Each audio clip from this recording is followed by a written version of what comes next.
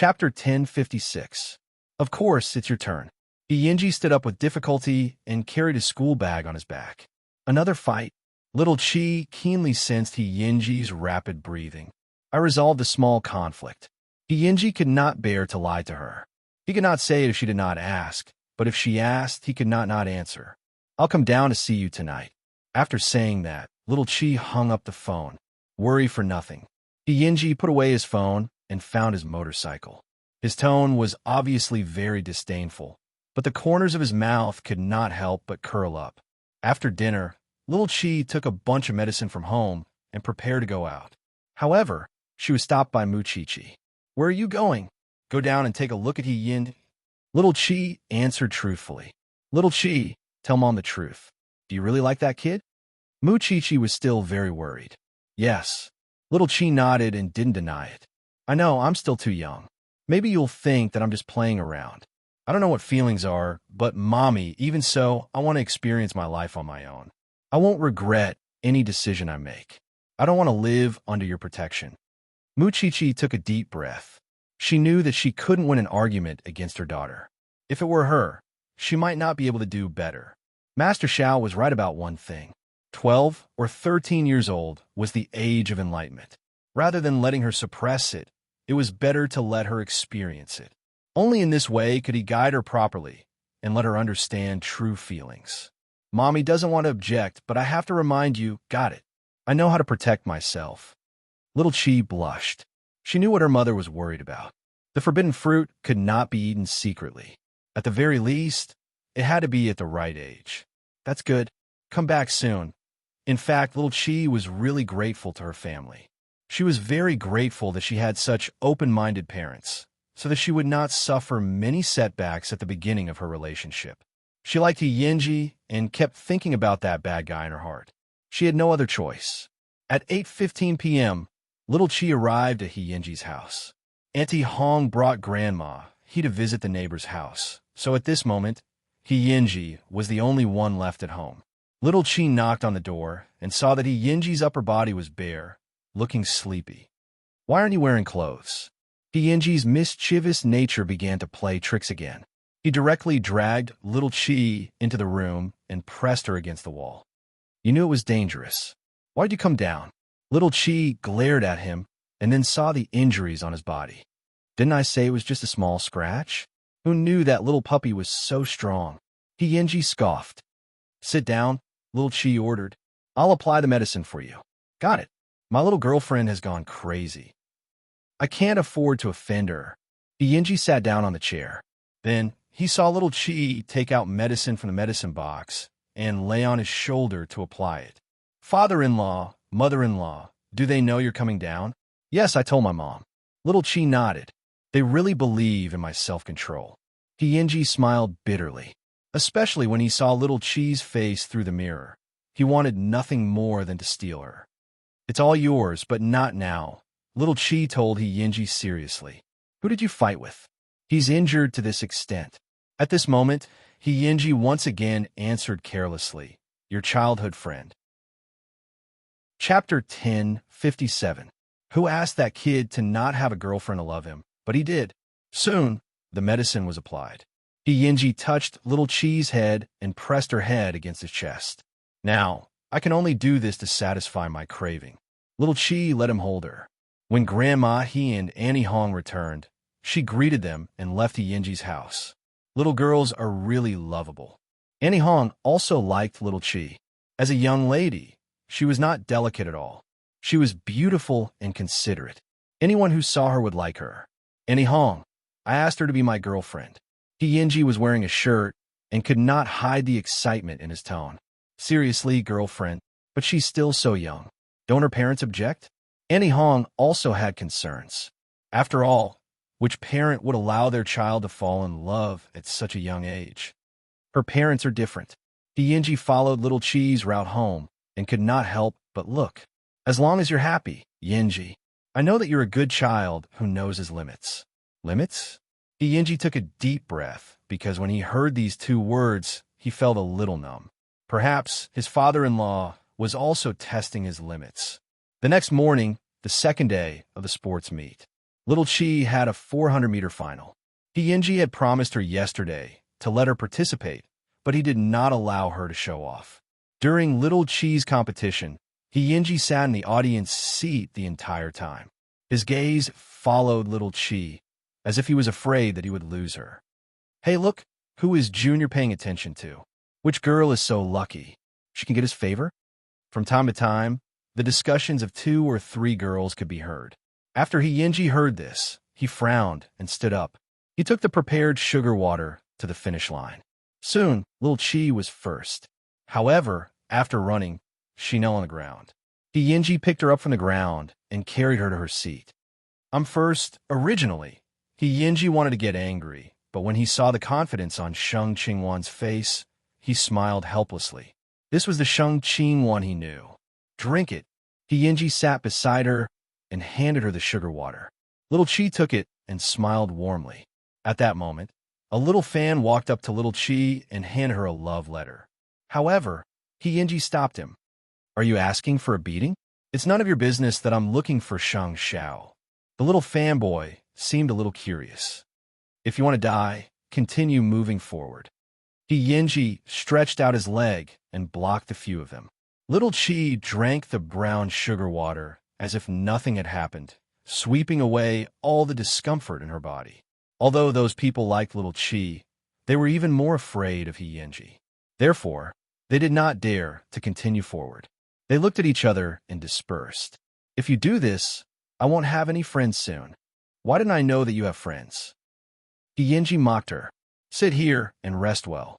I'm going to prepare for the competition. You don't have to bring me the towel. I'll pick you up for lunch later. Got it. Little Chi nodded. She was really strict. Yinji got up from the chair and rubbed Little Chi's head. However, such an intimate action of his attracted the attention of the girl. The two of them are dating, right? Didn't you see Yinji's doting expression? Chapter 1058. Because of Yinji's instructions, Little Chi did not appear in the crowd. However, even from afar, she could hear the loud screams coming from the field. The high jump and long jump had just been carried out. Yinji was in a relaxed state. He had won 2 first places, but because of his all-rounder attitude, he had attracted the attention of all the girls in the school. Even the cold and aloof campus belle was tempted to confess her love to him.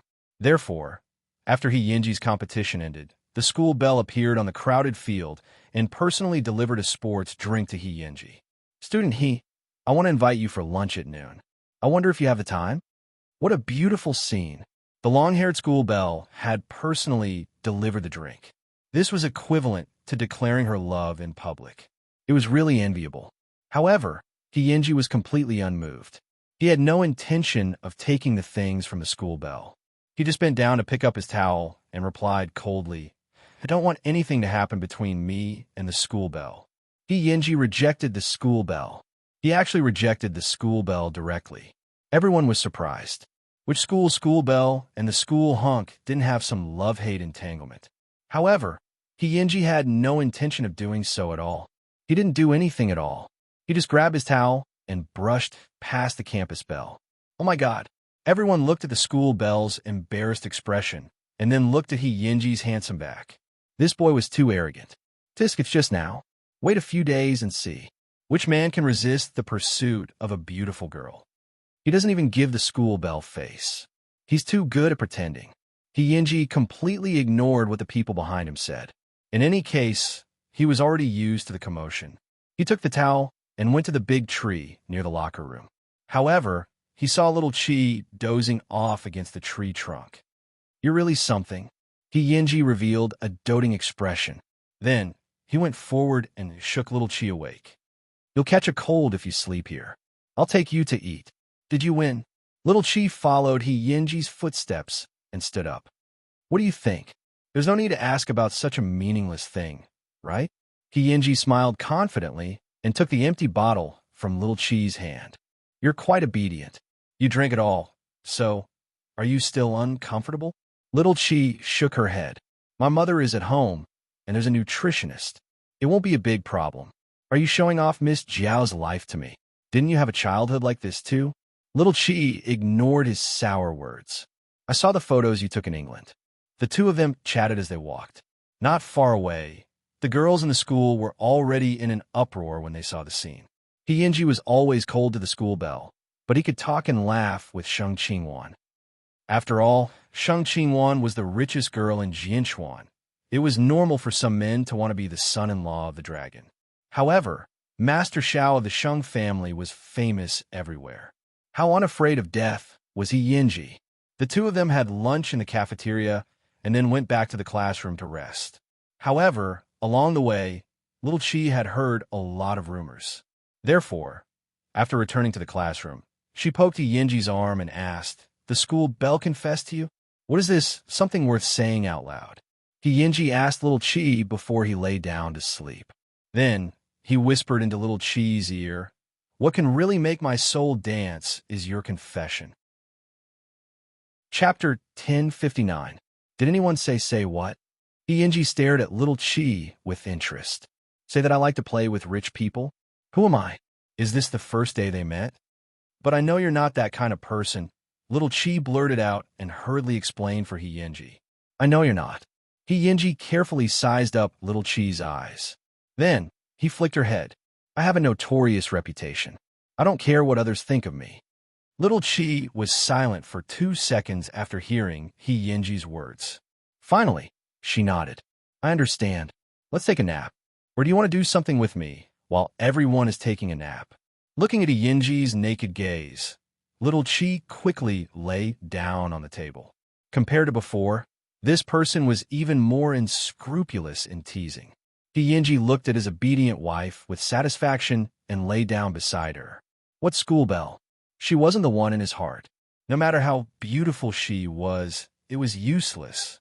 However, not long after the two of them lay down, little Chi couldn't help but ask Hyunji, don't you think the school bell is very beautiful? I don't think so. Don't you think it's great to be confessed by the school bell? Is it great? Hyunji turned his head and looked at little Chi. He mouthed to her, the best time of my life is when I kiss you. Aren't you tempted at all? Little Chi deliberately refused to let him go. Looks like you want me to announce our relationship in front of the whole class, Tang Weilin said. When little Chi heard this, she quickly grabbed his hand. Don't do anything rash. Well, you can be more obvious when you're jealous. Hyunji smiled proudly. Am I? Little Chi asked Hyunji with her eyes wide open. After school, I'll prove with all my heart that I only have one wife. Little Chi was speechless. Damn it, he didn't forget to run his mouth at all times. However, the matter of the school bell wasn't over just like that. Perhaps it was because she was confident in her looks that the school bell wasn't willing to be humiliated by Hyunji like this. Therefore, she went around asking about Hyunji.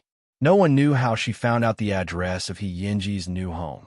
She actually sent someone to deliver things to his door. Sheng Qingwan was rich, wasn't she? She was also rich, and she had a good face and a good figure. She didn't believe that there would be a man who could resist such temptation.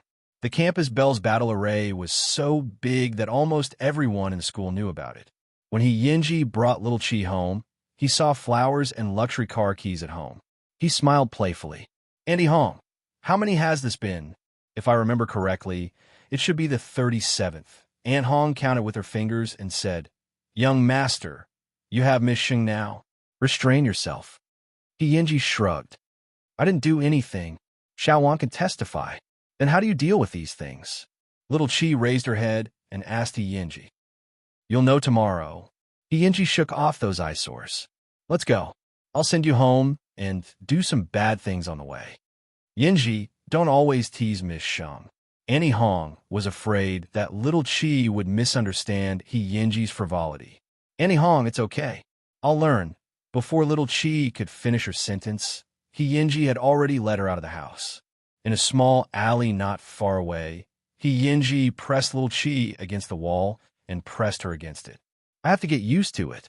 After all, I can't hold it in anymore. Chapter 1060. Then, I still have a few years to go before I grow up. What are you going to do? Hyunji lifted little Chi's chin and smiled even more unscrupulously. Are you planning to spend the rest of your life with me, little Wan? Are you just playing with me? Little Chi looked at his handsome face dangerously and asked. Of course. Hyunji tapped the tip of her nose. But I want to play with you like this for the rest of my life. Little Chi took the opportunity to wrap her arms around Hyunji's neck and plunged into his embrace. This is the first time I like someone. Don't let me be sad and disappointed. Hyunji gently rubbed her head as if he was silently comforting her. The two of them hugged for a while before letting go of each other. Let's go. I'll send you home. For the past 2 days, Hyunji had sent Little Chi outside the banyan courtyard. However, the previous few times, he had been lucky and did not run into anyone from the Shan and Sheng families. But today, Hyunji was not so lucky. This was because after he put down Little Chi, Master Zhao's phantom stopped beside the two of them. Then, Master Xiao rolled down the window and looked at the two of them outside the door with an indifferent expression. Little Chi was shocked and looked at her father. This was because when a normal person saw his gaze, they would most likely be overwhelmed by his aura. She even couldn't bear it and subconsciously wanted to stand in front of Hyunji to help him avoid Master Zhao's gaze. However, Hyunji was not moved at all. He met Sheng Zhao's gaze calmly and bowed slightly to signal him. Suche watched from the front and immediately felt confident. This child had seen the world. He had a noble aura and was bold enough. Master Xiao seemed to be satisfied. He didn't say anything and took the initiative to close the window. Let's go. When Little Chi saw that her father had left, she touched her chest and was a little nervous. Then, she turned around to look at Hyunji, only to see that he was calm and composed. There was no trace of panic at all. Won't you be afraid when you see my dad? Why should I be afraid? Just respect him in your heart. After saying this, Hyunji patted Little Chi's head. Go home. Little Chi nodded. I'll watch you leave. Are you that reluctant? There's no alley around that I can kiss you in. Hyunji suddenly crossed his arms over his chest, and his expression was frivolous. Of course, I don't mind kissing you on the street, but are you okay with it? We're at the doorstep of the Sheng family. Little Chi instantly glared at him. This person always had a bad mouth. I'm going in. Be careful on the road. Hyunji watched his wife enter the house before getting on his motorcycle and leaving. In the living room, Shang Xiao had just put down his coat. Little Chi couldn't help but feel a little guilty because she didn't want her father to see it. This kind of thing was always a little embarrassing. Dad. Shang Xiao raised his hand and looked at his watch. It was 8:30 p.m. Your homeroom teacher called in the morning and said that you got second place in the midterm exam, so you're not going to be ranked last anymore? Shang Xiao pretended that nothing had happened and diverted his daughter's attention. Let's have a change of taste from time to time.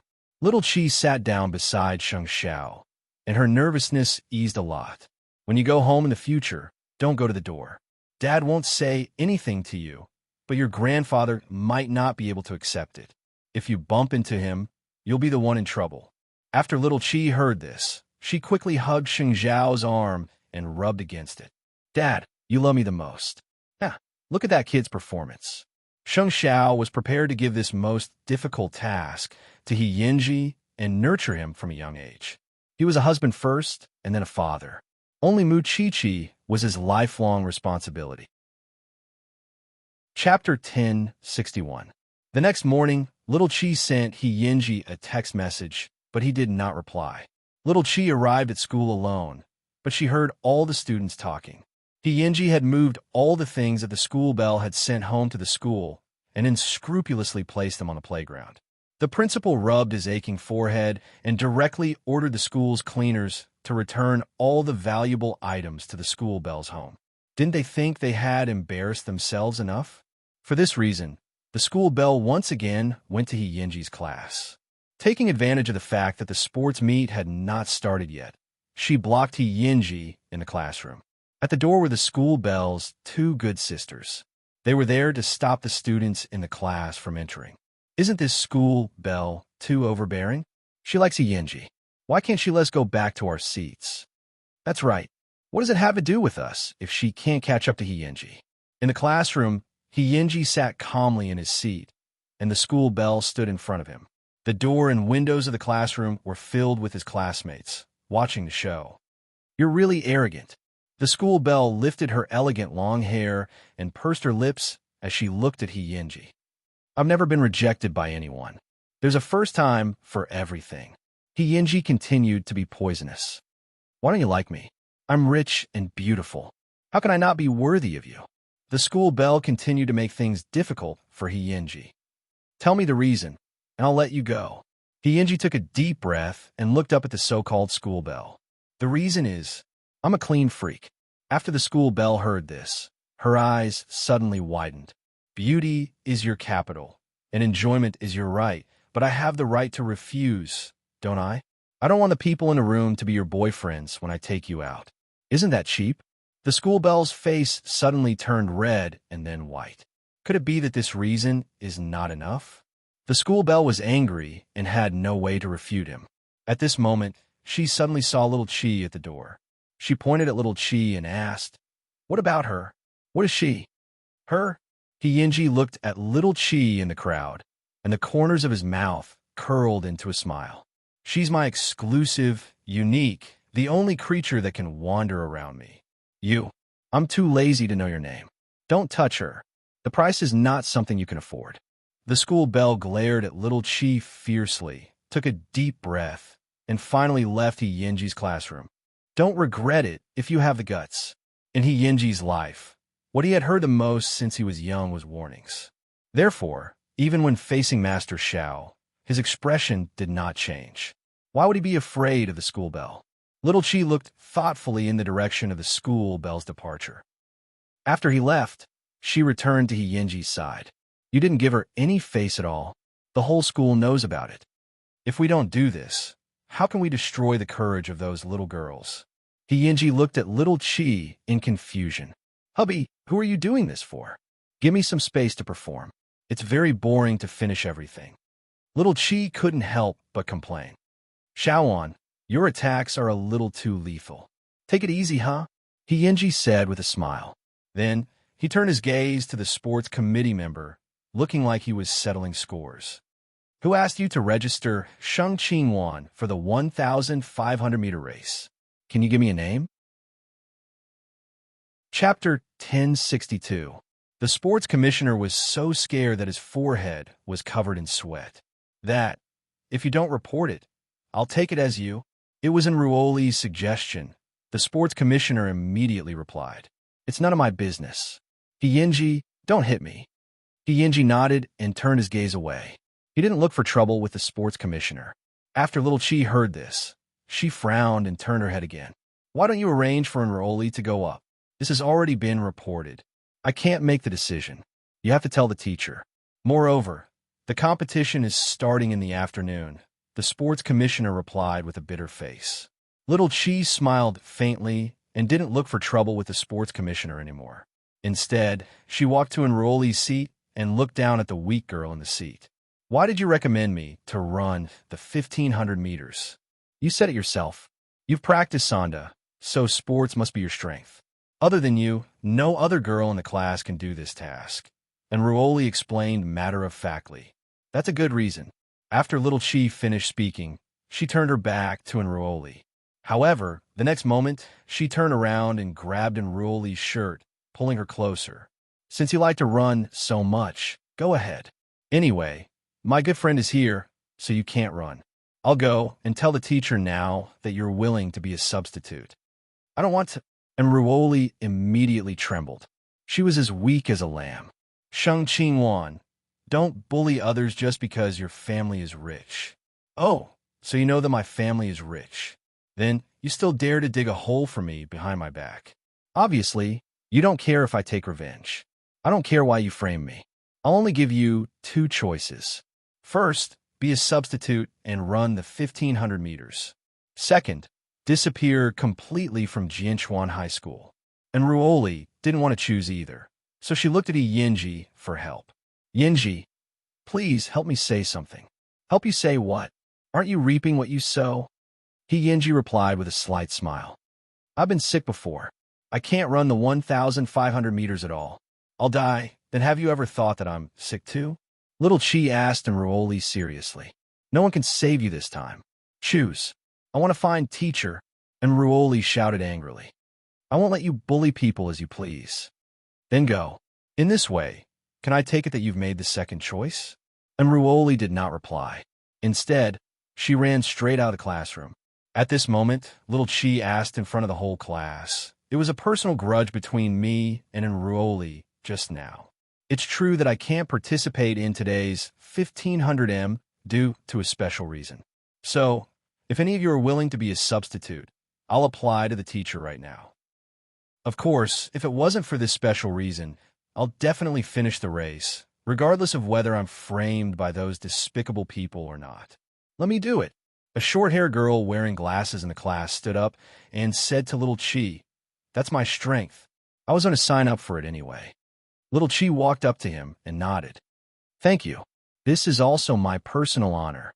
While the two of them were talking, and Ruoli had already gone to the office to complain to the old witch. How could the old witch see a student being bullied like this? She immediately returned to the classroom with Ruoli. "Sheng Qingwan, is this how you bully your classmates?" Chapter 1063. Teacher, don't just listen to her side of the story. You should also listen to what others have to say. Isn't that right, Sports Commissioner? Little Chi looked at the trembling sports commissioner. The little boy was quite frightened. He immediately stood up and answered, "Teacher, Sheng Qingwan should have been arranged for Sheng Qingwan to apply for the 1,500 meters, but Ruoli suggested to me that Sheng Qingwan knows Sonda and that her physical fitness is very good. She's very suitable for long-distance running, so she asked me to arrange it for Sheng Qingwan. I thought it was Sheng Qingwan's idea. I didn't expect her to not know it all. I just heard that she's very strong, so I suggested it." And Ruoli explained forcefully, "You know me so well? I heard that I'm very strong, so I suggested it to the sports commissioner. Do you know that I have an old illness?" Lil Chi questioned and Ruoli loudly. "Everyone in the class knows why you did that. Do you still need to explain?" Enough." The old witch pushed the glasses on the bridge of her nose and interrupted them sternly. "You guys, come with me to the office." Little Chi rolled her eyes. It didn't matter. At most, she would just be scolded. She was used to it anyway. On the other hand, Ruoli always looked weak and pitiful. She didn't know who she was pretending for. In the end, the sports commissioner replaced Yin Zhen, and the teacher had no objections. "You guys go first, and Ruoli stays." After this matter was cleared up, the old witch still had to continue scolding them about puppy love. Little Chi and the sports commissioner walked out of the teacher's office. Then, before class started, little Chi took out her phone and dialed Chung Huey's number. "Uncle Hui, there's something I need your help with." She had never used her power to bully anyone in her life. This time, she gave her first time to Ruoli. The sports commissioner walked beside little Chi and felt a chill run down his spine. He was glad that little Chi had not been involved. He was practically kneeling down to thank her. Soon, little Chi returned to her seat. Yinji saw that she was angry, so he held her hand under the table and smiled. "Jealous? I've always had that attitude. Whether it's scolding me or framing me, don't let me see it. Otherwise, I won't be that easy to provoke. Just now you said that you have an old illness. Tell me what's going on?" Feeling that Yinji was squeezing her palm very hard, little Chi's face immediately turned red. "When there's a chance. Fine. I'll patiently wait for my wife's little secret." In the teacher's office, Ruoli was listening to the old witch's earnest lecture. "Student In, you're still a student now, so you should focus your energy on your studies and not on those boring things. Especially not hurting others. Although Sheng Qingwan is mischievous, she has been in my hands for almost a year. Unless someone provoked her, she would not take the initiative to teach them a lesson. You were the one who made the mistake first. I hope you can correct yourself in time." If little Chi heard the old witch's words, she might jump up. She didn't expect that there would be a day when this old witch would speak up for her. However, Ruoli did not have the chance to correct herself, because little Chi had already said that she would only give her two choices. The first was to be a substitute, and the second was to transfer schools. Since the substitute position was taken by someone else, the only thing left was to transfer schools. Chapter 1064. That afternoon, Ruoli's parents personally went to the school to pick her up. They heard that when Enruoli was taken away, she cried and threw a tantrum. She hugged the big tree in the school and did not want to leave at all. Little Chi deeply regretted that she did not see that scene because in the afternoon, she cheered for Yinjun on the playground. Just like that, the 3-day sports meet ended successfully. Because of Yinji's support this year, the class that was originally last in sports could also hold its head high in the grade this time. The old witch's mood improved a lot when she saw this. In order to celebrate our class winning first place in the group this time, we'll organize a class meeting tomorrow night. Those who perform will be rewarded. For students, as long as they didn't go to class, they could do anything. Little Chi was also happy about this, so she turned to look at Yinji, who was lying on the table, and asked, "Do you want to perform?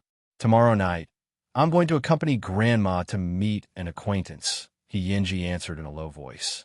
"Is that so? You go ahead. I'll play by myself at the class meeting."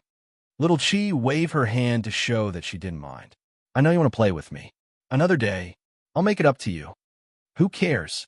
Little Chi snorted and then said to Yinji, "I don't need you to send me off tonight. I'm going to my great-grandfather's house." This little girl had such a strong desire for revenge. After school in the afternoon, the two of them went their separate ways. However, Yinji still rode his motorcycle and watched Little Chi get into Chung Hui's car.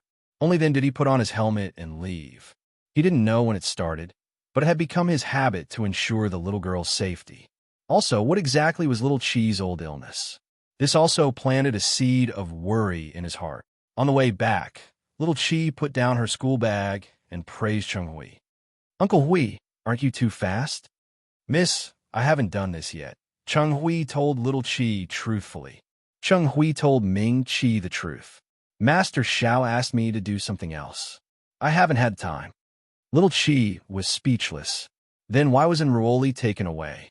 Little Chi thought about it, and there was only one possibility, and that was Yinji. Therefore, she sent a message to Yinji asking, "What exactly happened to Enruoli?" Yinji stopped his motorcycle and took out his phone. After reading the message, he smiled and replied, "I just called her parents. They used to be old acquaintances. They probably didn't want their daughter to continue to fall, so they took her away." "TSK, then why didn't you tell me?" Little Chi expressed her dissatisfaction. "There's nothing to say," Yinji replied coolly. "Hurry up and go home, little wife. In a few days, I'll introduce you to my friends." When Little Chi saw the word concubine, she could always think of Yinji's handsome face. Finally, she smiled sweetly. Silently cleaning up the annoying trash for his wife and taking revenge for his wife, he was really as black-bellied as his father at home. "Miss." Chung Hui was puzzled when he saw Little Chi's expression. "It's fine, Uncle Hui. That matter has been settled." Little Chi put away her phone and answered Chung Hui's doubts. After Chung Hui heard this, he remained silent. However, he had doubts in his heart. What was the background of that kid? Even Master Xiao didn't ask about the two children. He didn't believe that the kid was just a hooligan. Actually, he was just a hooligan. It was just that he was a noble hooligan with hundreds of millions of assets. Chapter 1065. The next day at school, without Enruoli, the class was as lively as usual. However, in the morning, the class leaders had already finished gathering all the programs for the night. Although Class 3 had always been bad at results, there were quite a number of talented students. Soon, the 15 programs for the night were ready. In addition, at noon, the class leaders began to decorate the classroom. Little Chi thought that tonight's class meeting would be quite interesting. Unfortunately, Yinji did not participate and even asked for leave from the teacher. "I'm not here at night. Don't secretly miss me." After school in the afternoon, Yinji packed up his messy school bag while looking at Little Chi with pity. "I'll make it up to you in the future. Who the hell would miss you?" Little Chi replied stubbornly. However, for some reason, when she saw Yinji carrying his school bag out the door, she quickly felt something called loneliness in her heart. Yinji carried his school bag and walked out of the classroom as usual. He went to the bathroom on his floor. However, when he was washing his hands, he heard someone mention Little Chi's name. "Kid, didn't you prepare a love letter for Sheng Qingwan? When are you going to send it out?" while the class meeting is tonight. Then I wish you a successful confession. Hyunji pricked up his ears. After washing his hands for a long time, he walked out of the bathroom as if nothing had happened. Only when no one was looking would he show a helpless expression. You really make me worry. Little Chi knew nothing about all this and was full of anticipation for the class meeting that night.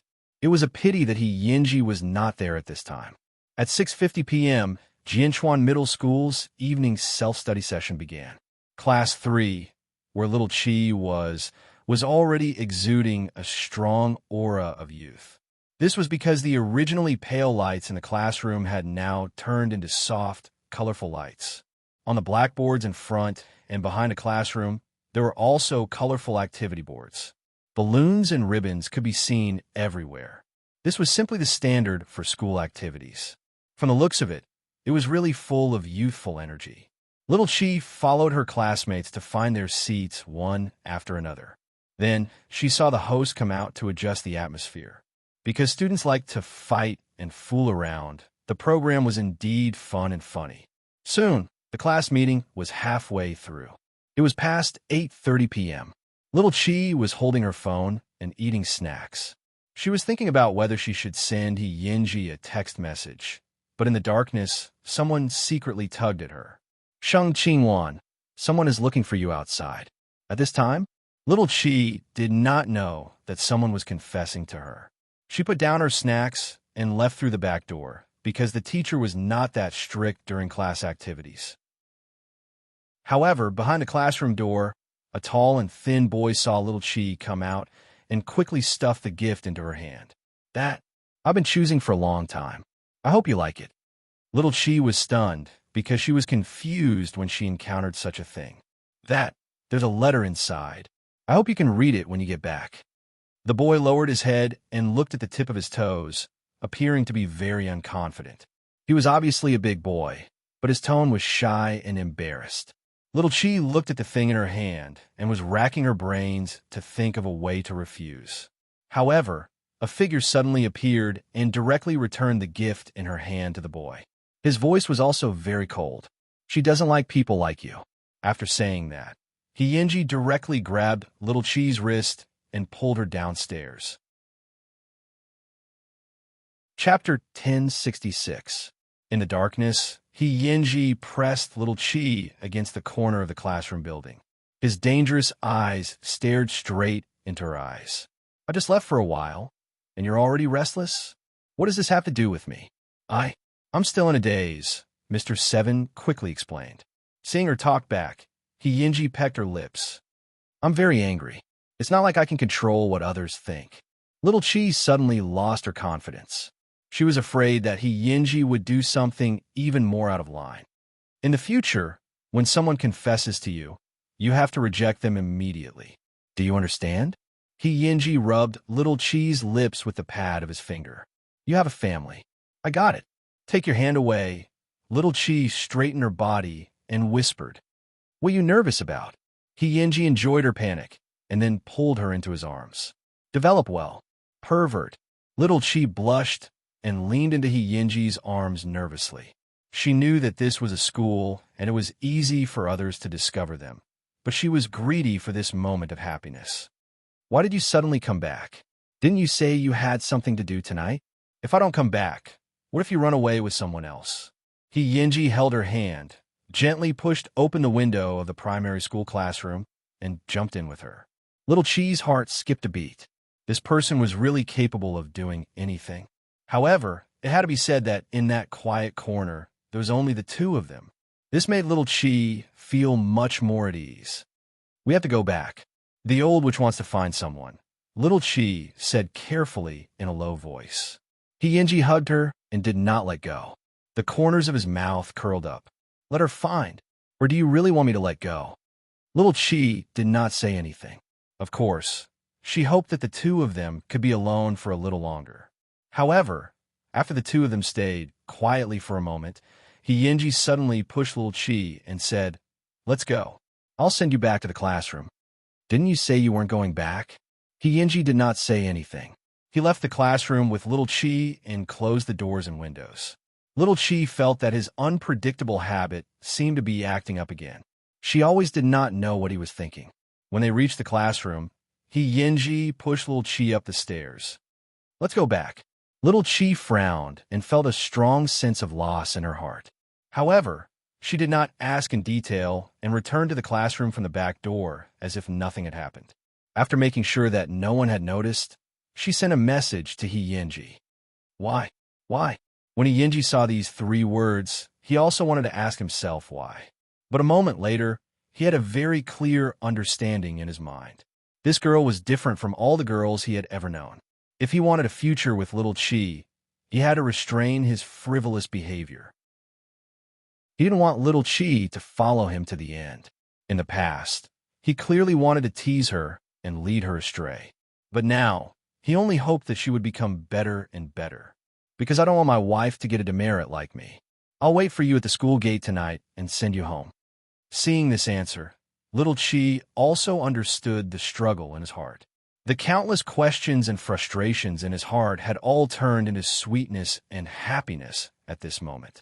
Because this gave Little Chi an answer. What he cared about was not just the present.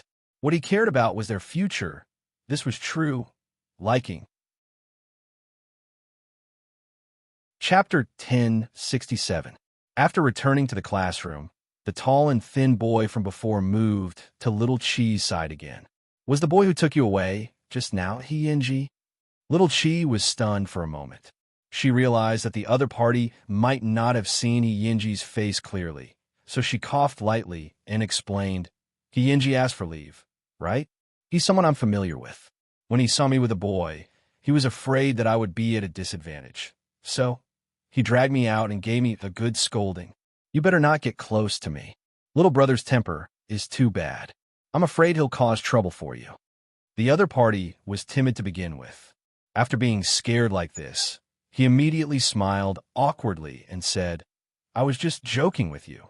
Don't take it to heart. It's fine, it's fine. It's fine as long as I explain it clearly." Little Chi waved her hand and immediately heaved a sigh of relief. After the class meeting ended, Little Chi grabbed her school bag and walked out. Before the others could walk out of the school gate, she had already stepped onto the back seat of Yinji's motorcycle. Yinji looked at her shocking move and quickly asked, "Who's chasing you? Aren't we supposed to keep our relationship a secret? If we don't leave now, others will find out." Little Chi quickly said, "Think about it. My boyfriend is Yinji. If others find out, it'll be a little troublesome." Yinji saw her muttering and smiled dotingly. "There's still half an hour. Shall I take you to eat something delicious? My parents didn't say that I have to go home at 9 o'clock. That's your parents. As your boyfriend, I have the obligation to send you home before 9 o'clock. After Yinji said that, he put on his helmet and took advantage of the fact that there was no one around to carry Little Chi through the streets and alleys. Finally, they arrived at the entrance of Snack Shop. "Is this it?" Little Chi got off the car and saw the tattered signboard. She felt a little creepy and felt that this place was selling human flesh. Yinji did not answer her. Instead, he went straight into the dessert shop and took out a dessert. "Here." Little Chi held it in her hand and was a little surprised. Such a shabby shop can actually make such a cute shape. "This is the first piece of cake I've eaten since I came to Jianchuan. On the day my parents got into an accident, I bought dessert here. From then on, I never knew what dessert tasted like," Yinji explained calmly. There was even a trace of self-deprecation at the corner of his mouth. "Because of my gluttony, I avoided the car accident. I don't know if it's a blessing or a curse." Little Chi looked at the dessert in her hand and quickly licked it. "Of course I'm lucky. I almost died, so I know that living is the best." Yinji put down the motorcycle, held Little Chi's hand, and took her for a walk on the street. "Old illness? What happened?" "When I was 9, I had a serious illness," Little Chi said casually. "I went to the operating table and fainted several times. My mother was so scared that she didn't sleep for a few days. However, I don't really remember what caused it. I can't remember." Yinji patted Little Chi's head. "If you can't remember, then don't think about it." In fact, Yinji knew that Little Chi's old illness was at the back of her head, because every time he touched it, he would feel the existence of that scar. This cake is really delicious. No wonder you loved it when you were young. Little Chi took a bite and couldn't stop. Although her mouth was a little cold, it was very sweet in her mouth and heart. Let's go. I'll send you home. Hyunji put away his tender gaze toward Little Chi. He put his arm around her shoulder and brought her back to the spot where the motorcycle was parked. The children of rich people were really not 100% happy. For example, he and Little Chi. They would give as much as they got. In the darkness, the shadows of the two people were stretched very long. After school tomorrow, I'll take you to meet my friends. Really? Chapter 10:68. After returning home, Little Chi sat in the study in a daze. Chi opened the door and saw her. She sat down on her daughter's desk. Do you want to take a picture of your current expression? Mom. Little Chi glared at her. Don't laugh at me. So, why were you in a daze just now? Chi got up from the desk, pulled Little Chi to the sofa, and asked, what does it feel like to feel heartache? Then tell me first, how do you feel in your heart? Chi said gently to her daughter. A little sour, a little painful. When I think about what happened to him, I want to give him all the best things. This is what heartache feels like, Chi said to Little Chi seriously. Chi said to Little Chi seriously, my daughter has really grown up. She knows how to love people. Thinking about how she was discussing boys with her mother at this age, Little Chi was still a little embarrassed. Mom, you're not laughing at me in your heart, are you? Chi thought about it and felt a little innocent. Why can't Mommy be your good friend and best friend? Because I'm still too young. After Chi heard this, she pulled her into her arms. It's precisely because you're young that feelings are the cleanest and purest. Your mother knows this feeling. Back then, I also carefully liked your father, and I encountered many obstacles and objections.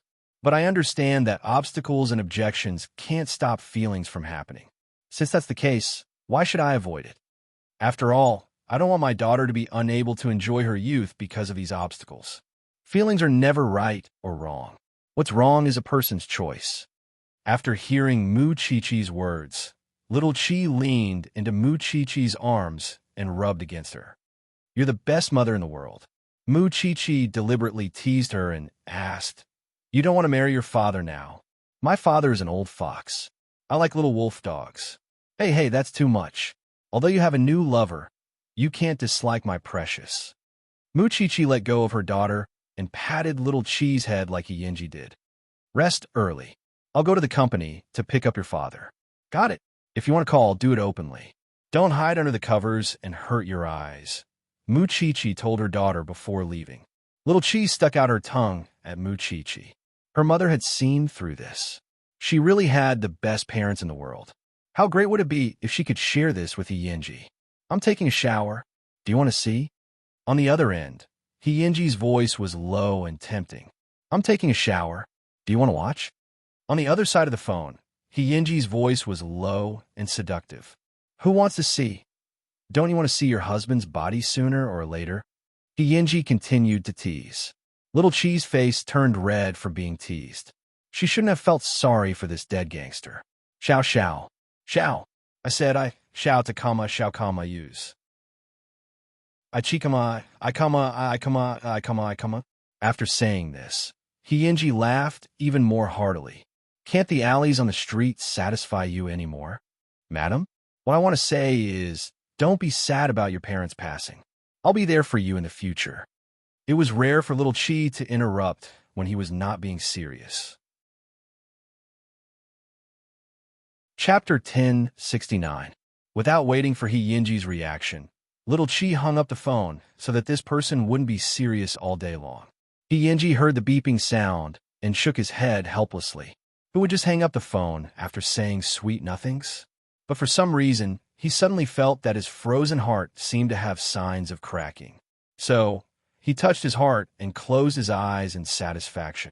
Because of the sports meet, Little Chi and the honest Yin Jun became good friends. When Hyunji was not in the classroom, Little Chi would go to Yin Jun's seat to chat. That girl took after her appearance. Because she was gender neutral, she had a handsome side to her bones. She hated small groups of girls the most, and she never schemed against others with other girls. However, because of her gender-neutral attire, it was easy for boys and girls to ignore her. She herself was also very low-key. If it weren't for the sports meet, little Chi felt that she wouldn't have been able to find this friend worth making. There were other girls who had privately tried to rope Yinjun in and asked her to isolate little Chi. However, Yinjun coldly rejected them with one sentence: "Jealousy makes people ugly." From that moment on, the relationship between little Chi and Yinjun began to become unusual. During the first class in the morning, Yinji carried his school bag and walked into the classroom like a bad student. Little Chi thought of what she had said to him last night and couldn't help but feel her cheeks heat up. She felt that she had been too proactive. Did men not cherish her? When Yinji sat down, he saw his little wife's red face. He immediately asked in confusion, "What are you thinking about so early in the morning?" "I'm not thinking about you." Little Chi obviously didn't mean what she said. "Do you think I believe you?" Yinji put down his school bag in amusement and tilted his head to look straight at little Chi. "If you didn't think about me, I'll cut off my head and let you sit on it." Little Chi was speechless. She was going to die. It was suddenly so bloody. Little Chi turned her head and ignored this person. During class, the two of them were not as intimate as they were after school, because in the eyes of others, little Chi was Yinji's enslaved little brother. "Are you looking forward to seeing my friend tonight?" While the old witch was in class, Yinji suddenly wrote a small note to little Chi. "Puffed." Little Chi replied with disdain. "Think about it. This is acknowledging your sister-in-law's identity." Seeing this line of words, little Chi replied to Yinji in a domineering manner, "I don't need anyone to acknowledge my identity." When Yinji saw this, he gave little Chi a thumbs up. If this girl wasn't the daughter of a rich family, she would really be suitable to be a big sister. However, even though they had made an appointment, the two of them were unable to make it. After lunch, Yinji received a call and left the school. He didn't even say a word to little Chi. During the afternoon class, little Chi looked at the empty seat beside her and felt very upset. But who asked her to fall in love with a hooligan? That afternoon, after school, news of Yinji getting into another fight spread. However, this time, it wasn't those little hooligans. Yinji had really provoked someone he shouldn't have. Little Chi and Yinjun left school together. However, when she heard the news, her face suddenly fell. Yinjun looked at him and asked, "What's going on between you and Yinji?" Chapter 1070. "What do you mean, what's going on?" Little Chi's eyes flickered as she spoke vaguely. "Come on, all the girls in the school have eyes. Other than you, Yinji has never bothered with anyone else. The school belle chased after him so much and was humiliated by him. Yet, you can be his underling. Why? Even if he can make you his lackey, what about you? I don't believe that you will be ordered around by him." Yinjin knew that the relationship between the two of them was not ordinary. "I'm also thinking about what my relationship with him is." Little Chi's tone was filled with confusion and melancholy. Yinji did dote on her and treated her very well, but every time something happened, she had to find out what Yinji was doing from the rumors. What was this? Why was he fighting again? Didn't he promise her that he would fight less? What was it for this time? Yinji is a prodigal son. I believe that while all the girls in the school like him, they also have the ambition to save the prodigal son. This is the naivety of women. They think that a person will change for themselves just because they like another person. Are you the same? After hearing Yinjun's words, little Chi looked at her in surprise. You're the same age as me. Are you so interested in relationships? TSK, I have 3 brothers at home. I'm already used to it. Yinjun replied disdainfully and then patted little Chi's shoulder. The more unpredictable a person is, the more attractive he is. But if he's ordinary, you won't like him either, right? This is what women are like.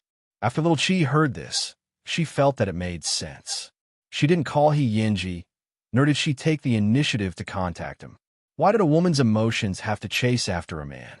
Little Chi did like Yinji, but she really didn't like the feeling of her emotions being controlled by others. So, she went home coolly.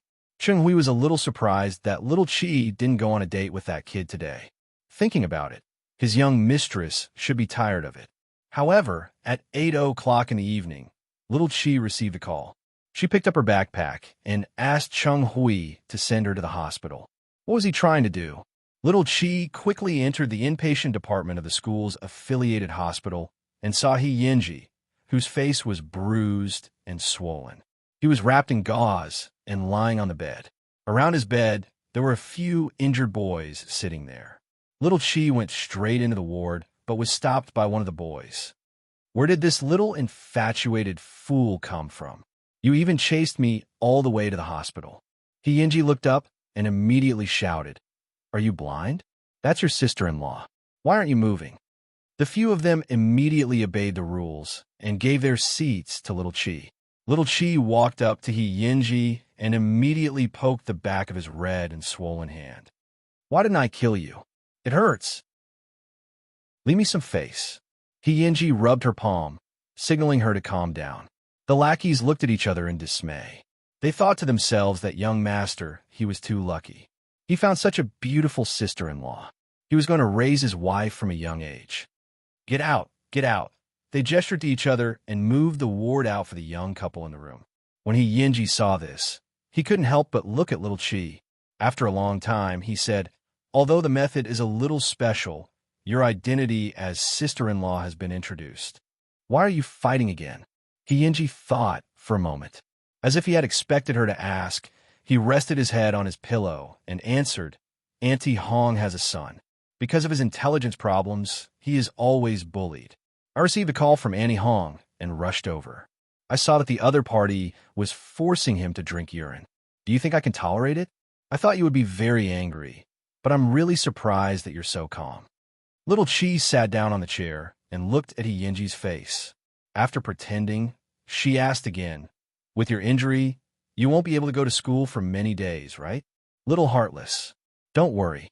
Even if your husband doesn't study, he can still get first place." Chapter 1071. Of course I have to be calm, because in the future, there will be more and more of these things. Little Chi frowned. The words that came out of her mouth sounded like a little old woman. I've always known that we're from two different worlds. Seeing that she was suddenly so serious, He Yinji freed his right hand and held her cheek. Bullsh asterisk T.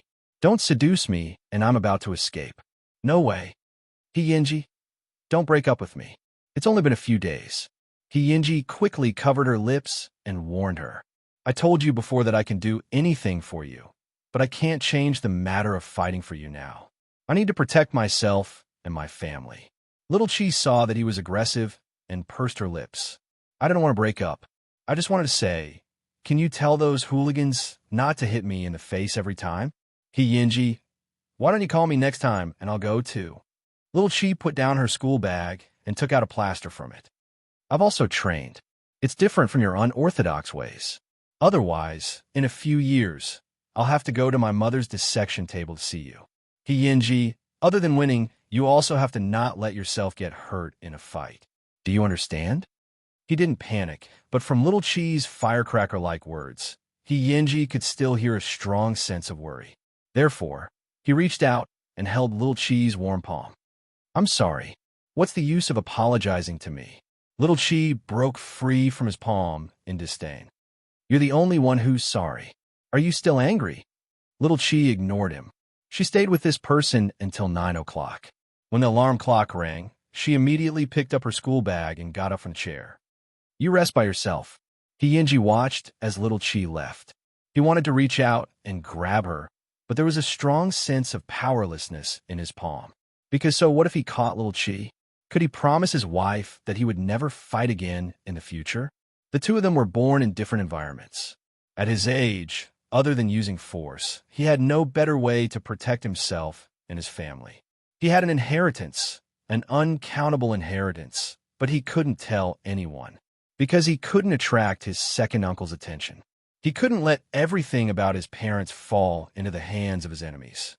What else could a 13 or 14-year-old boy rely on to protect his loved ones? Before he had wings, he only had his fists. After Little Chi walked out of the ward, she leaned against the wall and thought carefully about what she wanted at this moment. She didn't even know what she was so uncomfortable about. But he felt uncomfortable, extremely uncomfortable. When he got home, he saw Muchichi. Mommy, Muchichi caught her daughter and asked, "What's wrong? I have some questions that I don't understand." Muchichi knew that the only person who could make her daughter look like this was that brat. She dragged little Chi into the room. What happened? Little Chi told Muchichi everything that had happened today. I don't know what I'm feeling right now. After Muchichi heard this, she couldn't help but laugh. You're afraid? Little fool, because you know that it's wrong for that brat to fight. One day, he might pay the price for it, and our family's environment might make you two drift apart. Little Chi was speechless. She hit the bullseye. It was only after she fell in love with Hyinji that she developed all kinds of unknown emotions. Chapter 1072. Daughter, I'm really surprised that you could tell Mommy all this. I'm also very surprised at how mature you are. You're not like a normal little girl, crying and throwing a tantrum. Muchichi patted little Chi's head. With your mother, there's no solution to this kind of thing. There's only one thing, and that's courage. Face whatever you're afraid of. The more afraid you are, the more you have to face it. Although it's wrong for that kid to fight, it's indeed forgivable because that's how he's always lived. In addition, the future of two people doesn't depend on looking at it, but on constantly narrowing the gap between each other and working hard for it. Little Chi listened in a half-hearted manner. In the end, she only asked Muchichi one question. What if my dad was the one who got beaten up? Whoever beat up your dad, I'll definitely return it tenfold. Muchichi gave little Chi an answer decisively. If you like someone enough and that person is worth it, then there's nothing you can't bear.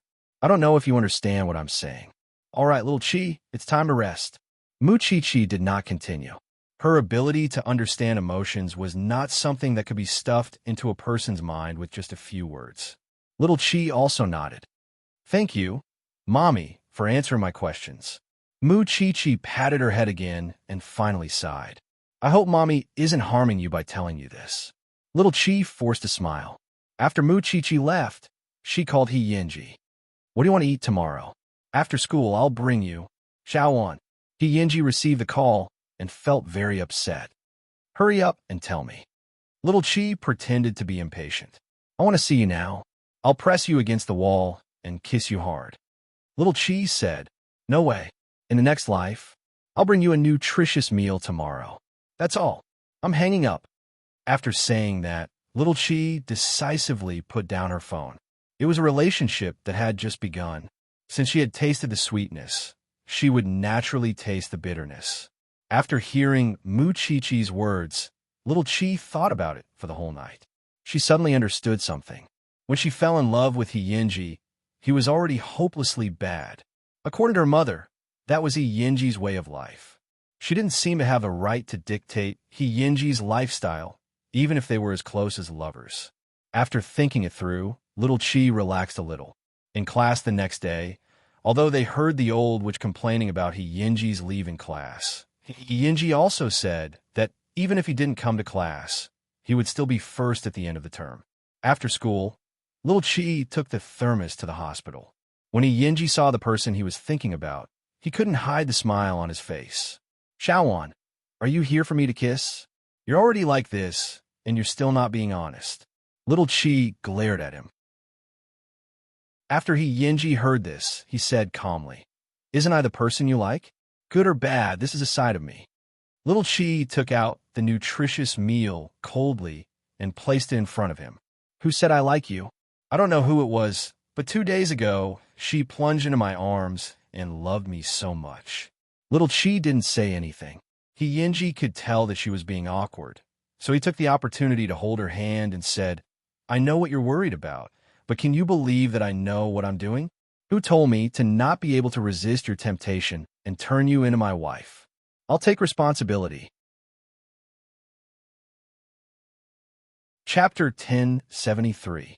Little Chi had been thinking a lot for the past few days, so she was immune to Hyinji's teasing.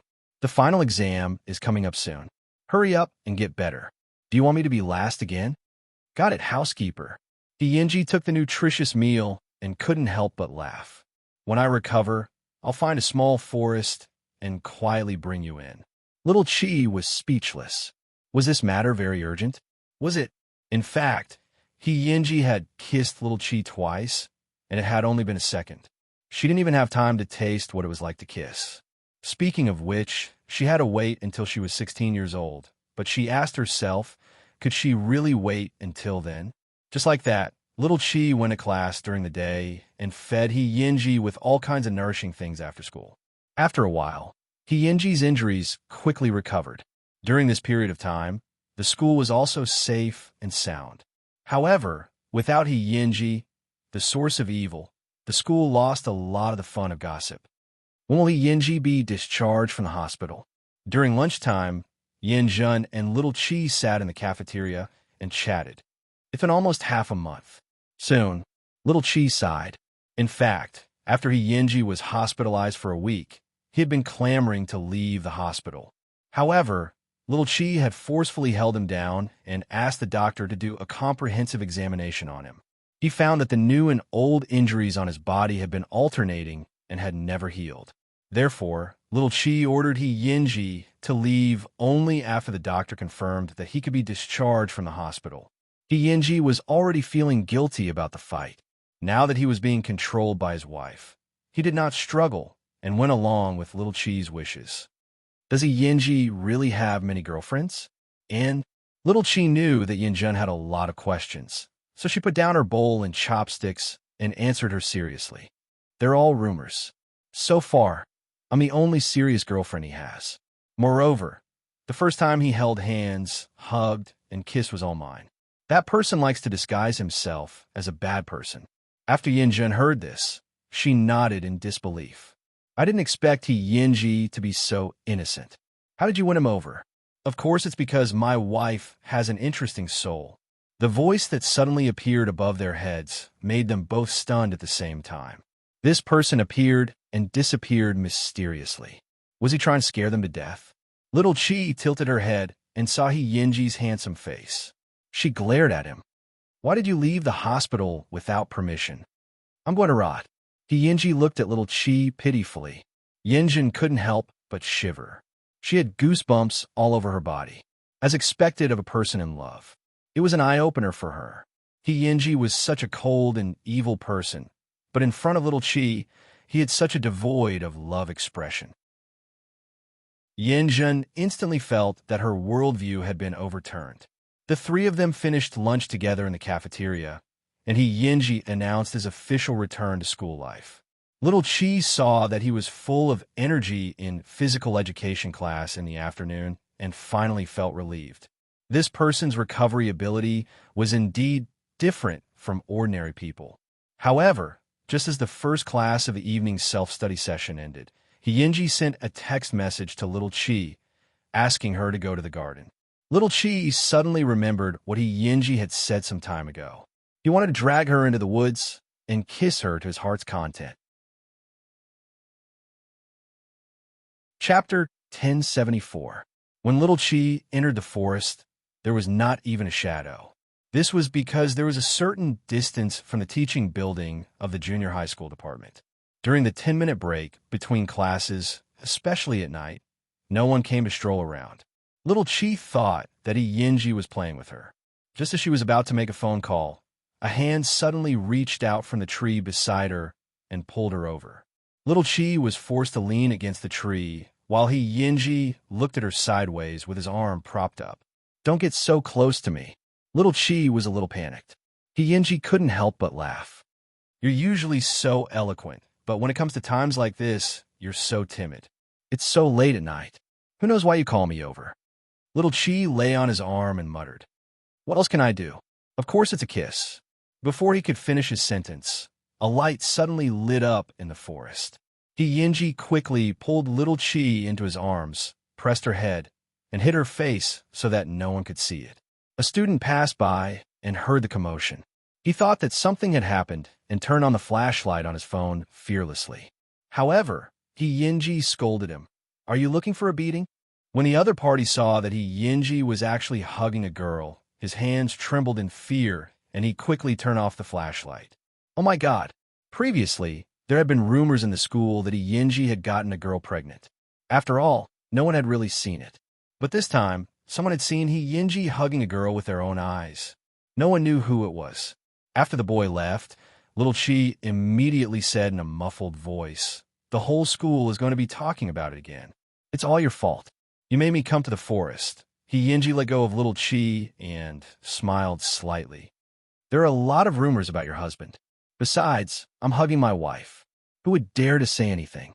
"Then, should we go back now?" Little Chi asked again. "You go first. I'll be back later." Yinji pushed little Chi out. The night covered little Chi's hot cheeks. She suppressed her wildly beating heart and walked out of the forest.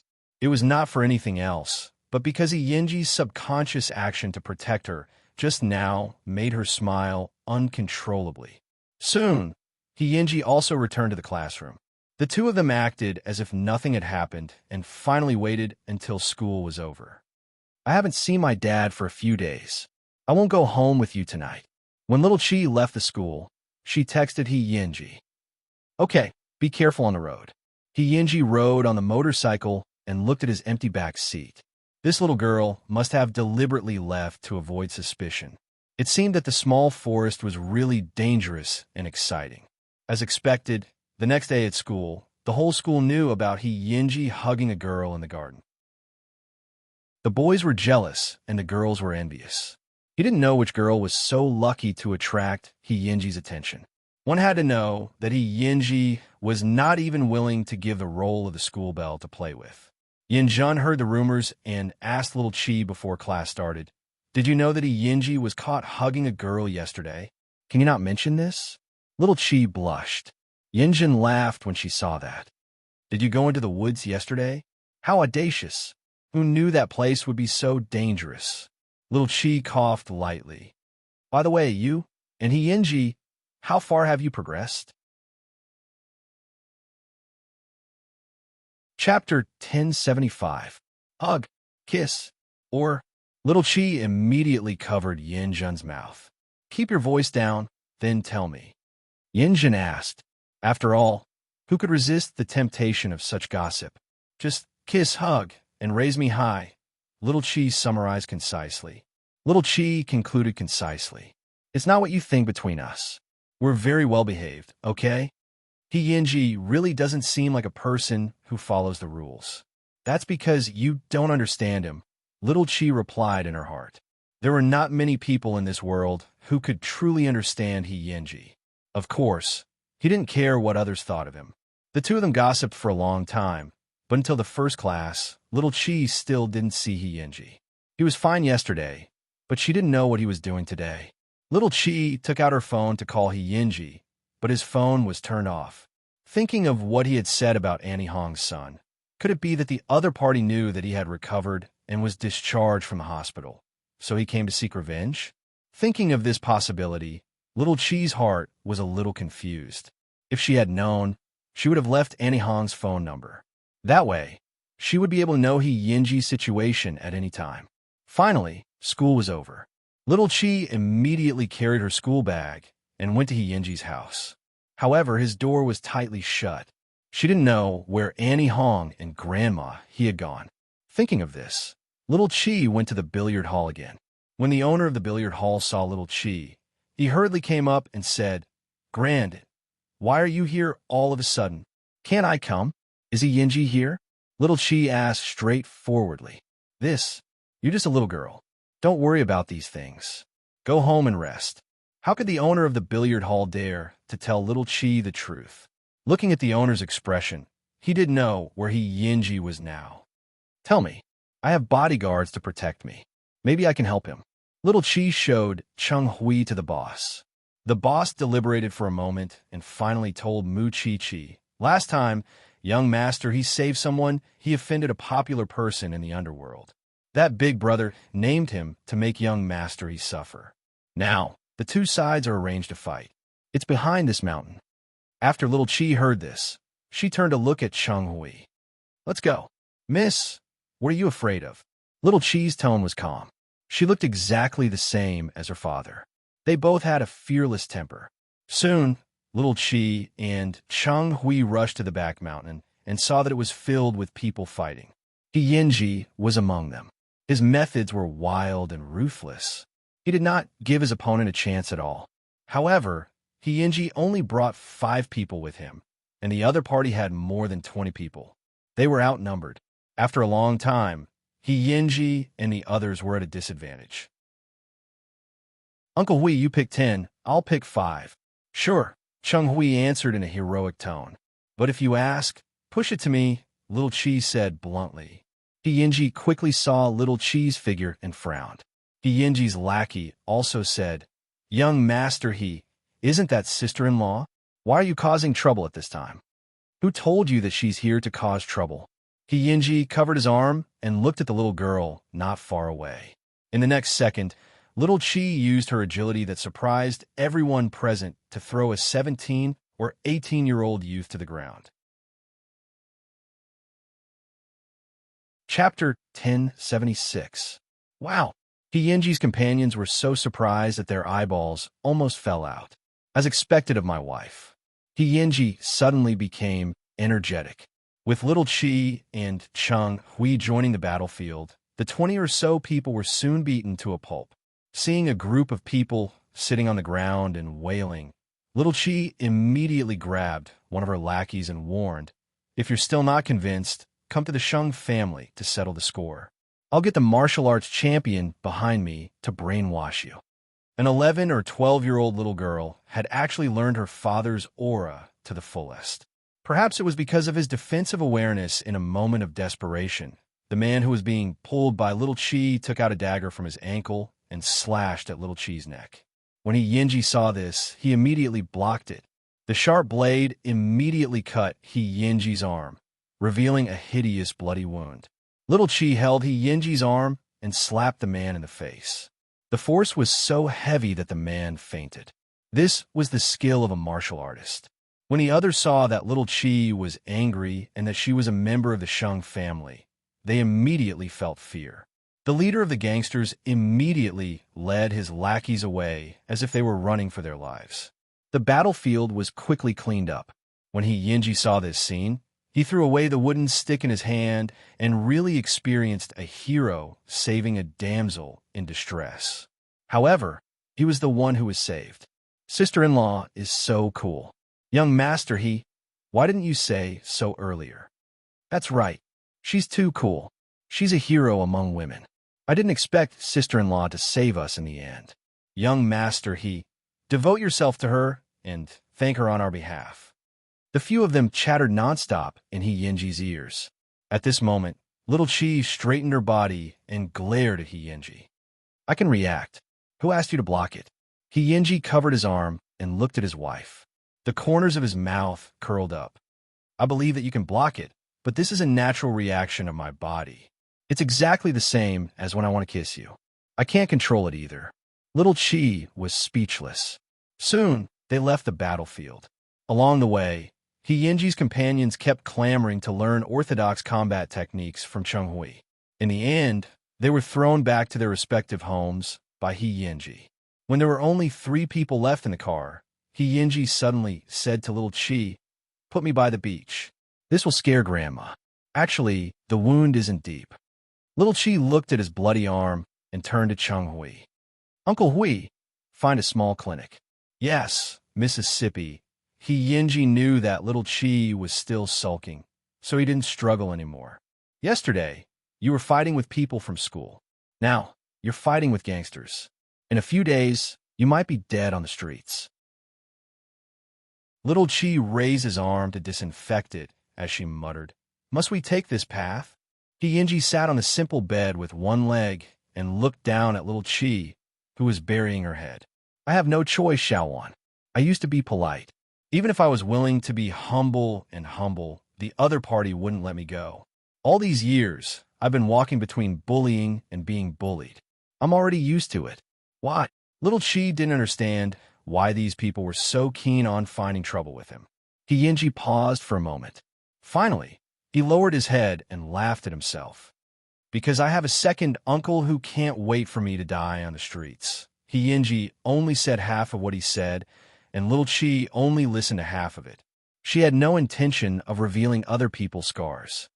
I've been trying my best to endure it until I reach adulthood.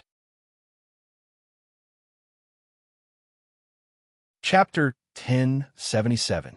The birth of some people meant that they were destined not to be able to live like ordinary people. Hyunji looked at little Chi with a complicated expression. This was the most serious expression little Chi had ever seen on Hyunji. Little Chi did not say anything.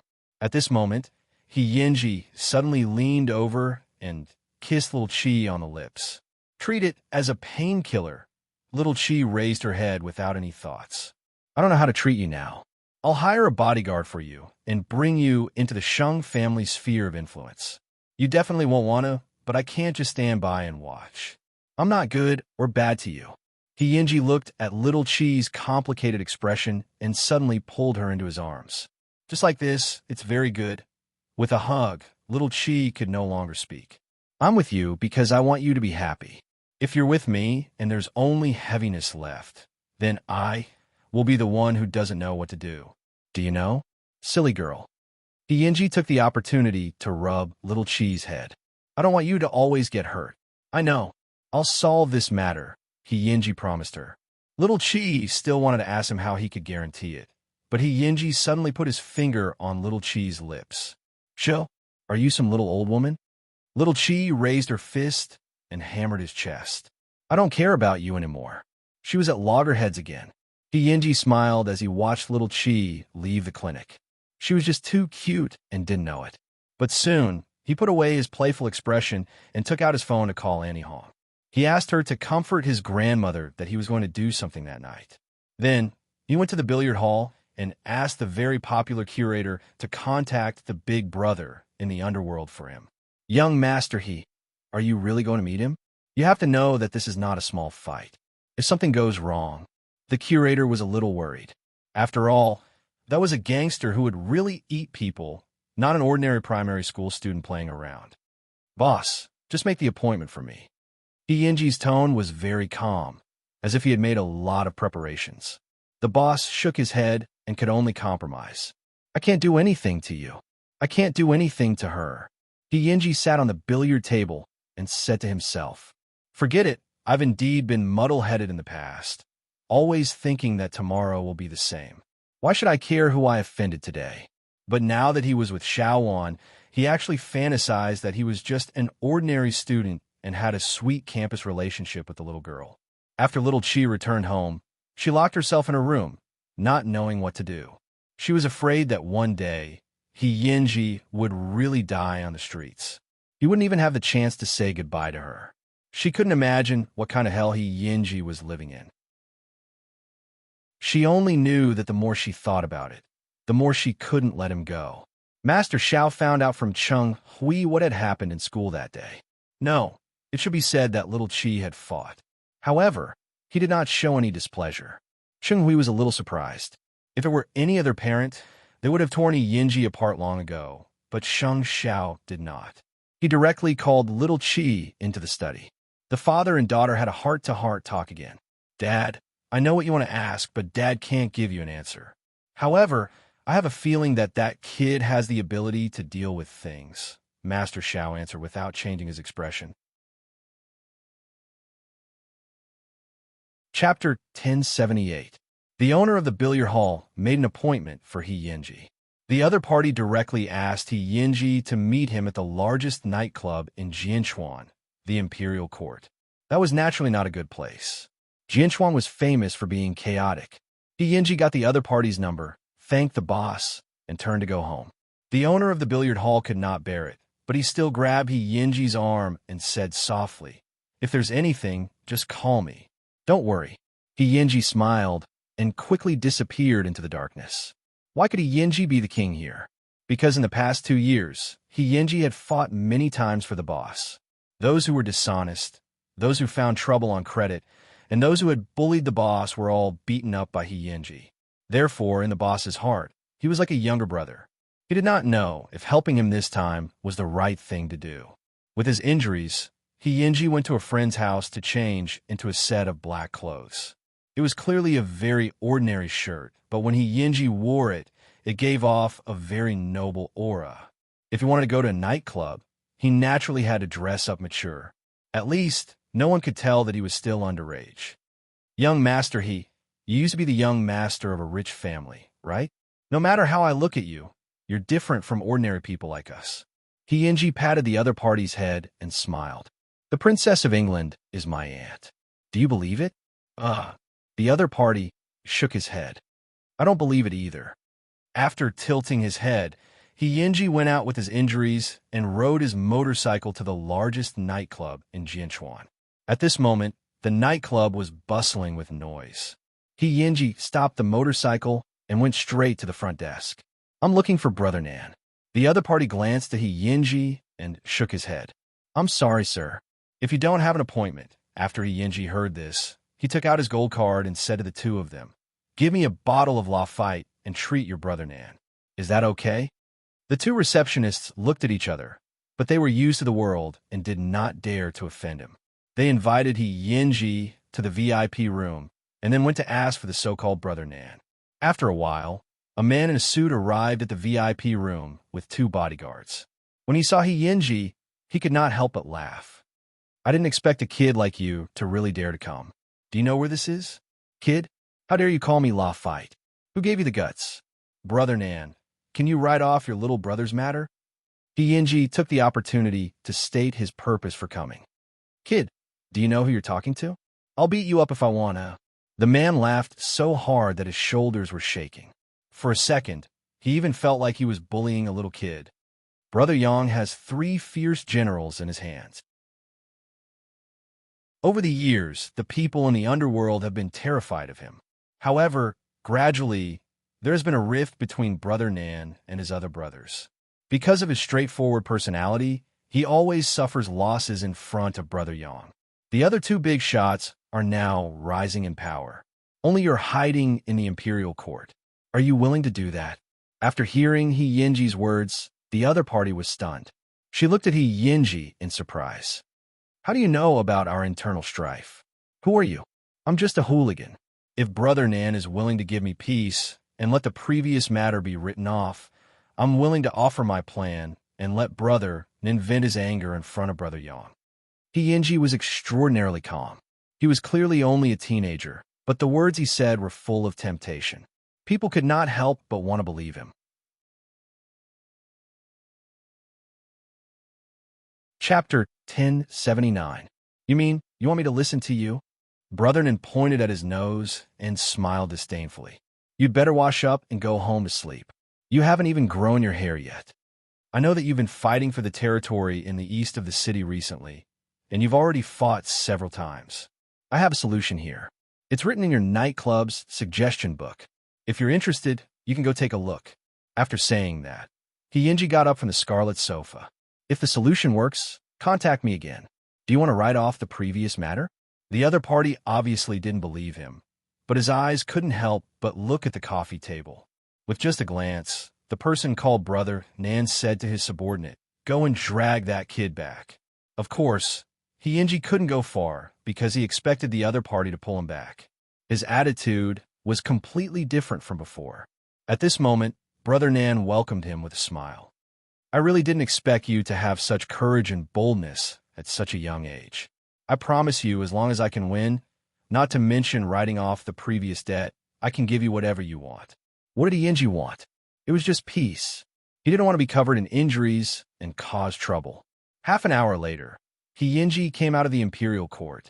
Brother Nan personally sent him off. It could be seen that Brother Nan was very satisfied with Hyinji's solution. Brother Nan, do you really believe this kid? The subordinate couldn't help but ask when he saw how familiar Brother Nan was. What do you know? This kid is simply a prodigy. Pass down the order. In the future, whoever sees this kid has to be respectful. Little Chi was worried for most of the night because she really didn't know if Hyinji, so-called, he would deal with it, was just taking a knife to someone else's territory to fight. Therefore, in the middle of the night, she couldn't help but call Hyinji. A moment later, Hyinji picked up the phone and smiled happily. Shaowan, you always have a way to call me when I'm bathing. It's good that you're alive. Little Chi heard his annoying voice and hung up the phone in annoyance. Yinji looked blankly at the phone that was beeping. His expression was doting and helpless. He was clearly worried. The next day, little Chi arrived at school early in the morning and found that Yinji was already sleeping soundly on the table, as usual. It seemed that he was really fine. Little Chi quietly sat down beside him, but the next second, her right hand was grabbed by someone under the table. "Let go, the old witch is here." Little Chi struggled. Yinji squeezed a few more times before letting go in satisfaction. Little Chi stared at the person lying on the ground and asked in a low voice, "Has the matter really been resolved? And from now on, I'll accompany you shopping and watching movies. There won't be any more trouble." Yinji propped himself up and answered her seriously. Little Chi didn't know what methods he had used, but she knew that Yinji didn't like to go back on his word. "Teach me how to ride a motorcycle first." Little Chi immediately turned into a wild girlfriend and ordered fiercely, "Also, you must get first place in the final exam." Yinji made a gesture of obedience. "Yes, my lord." Little Chi looked at Yinji's expression and was still faintly worried. What he paid for this piece? Even if she was his girlfriend, there were still so many secrets hidden in Yinji's heart. Chapter 1080. 3 days later, brother Nan called Yinji.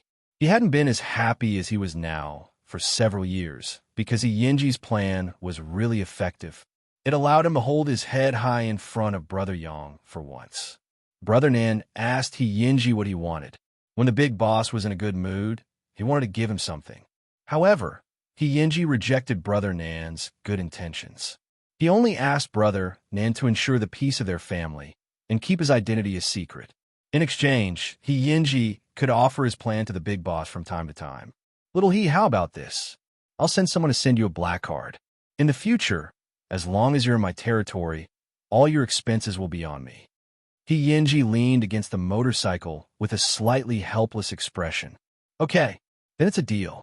Yinji hung up the phone and looked at little Chi, who was not far away. She was riding the motorcycle in a dignified manner. A moment later, she returned to his side excitedly. "I'm a fast learner, right?" Yinji looked at the motorcycle she had put down. It was a second-hand product that the curator did not use. Seeing that her body was covered in oil stains, Yinji pulled her onto the back seat of the motorcycle and reminded her calmly, "Sit tight." "Where are we going?" Little Chi quickly held his shoulder and asked. "I'm going to buy you something you like." After saying that, Yinji sped up and brought little Chi to the 4S motorcycle shop. When they arrived at the entrance of the shop, little Chi immediately grabbed Yinji's arm and said, "There's no need," Yinji laughed. Then he held little Chi's palm and said, "I just want to change to a comfortable back seat." "What are you thinking?"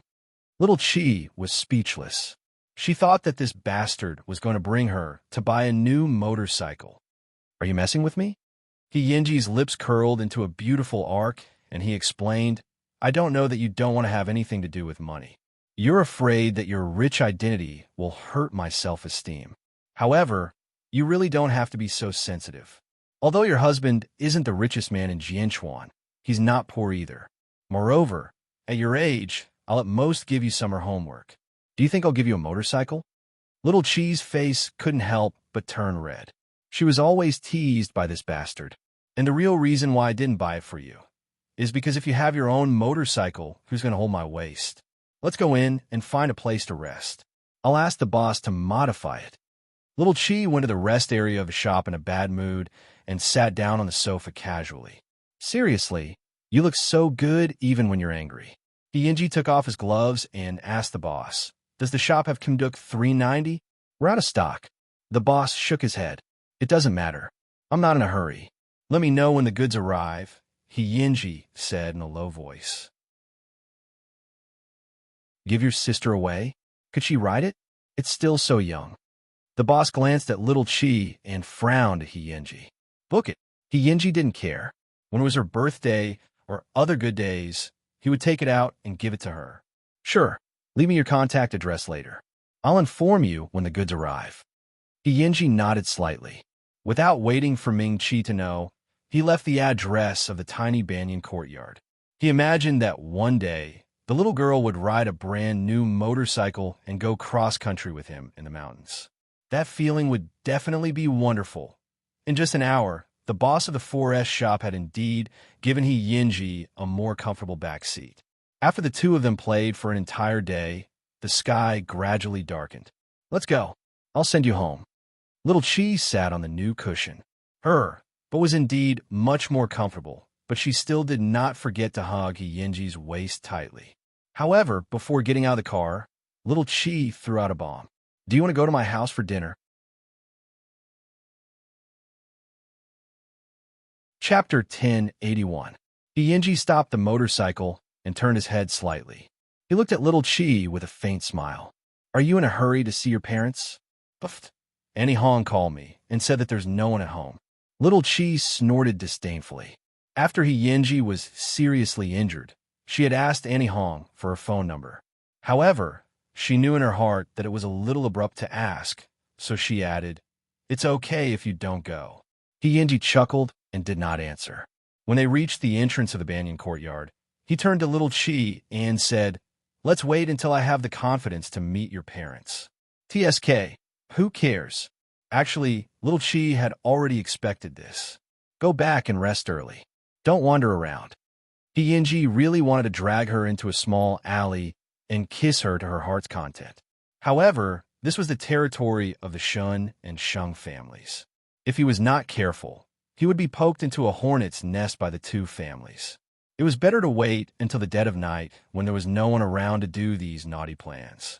The two of them said goodbye at the door.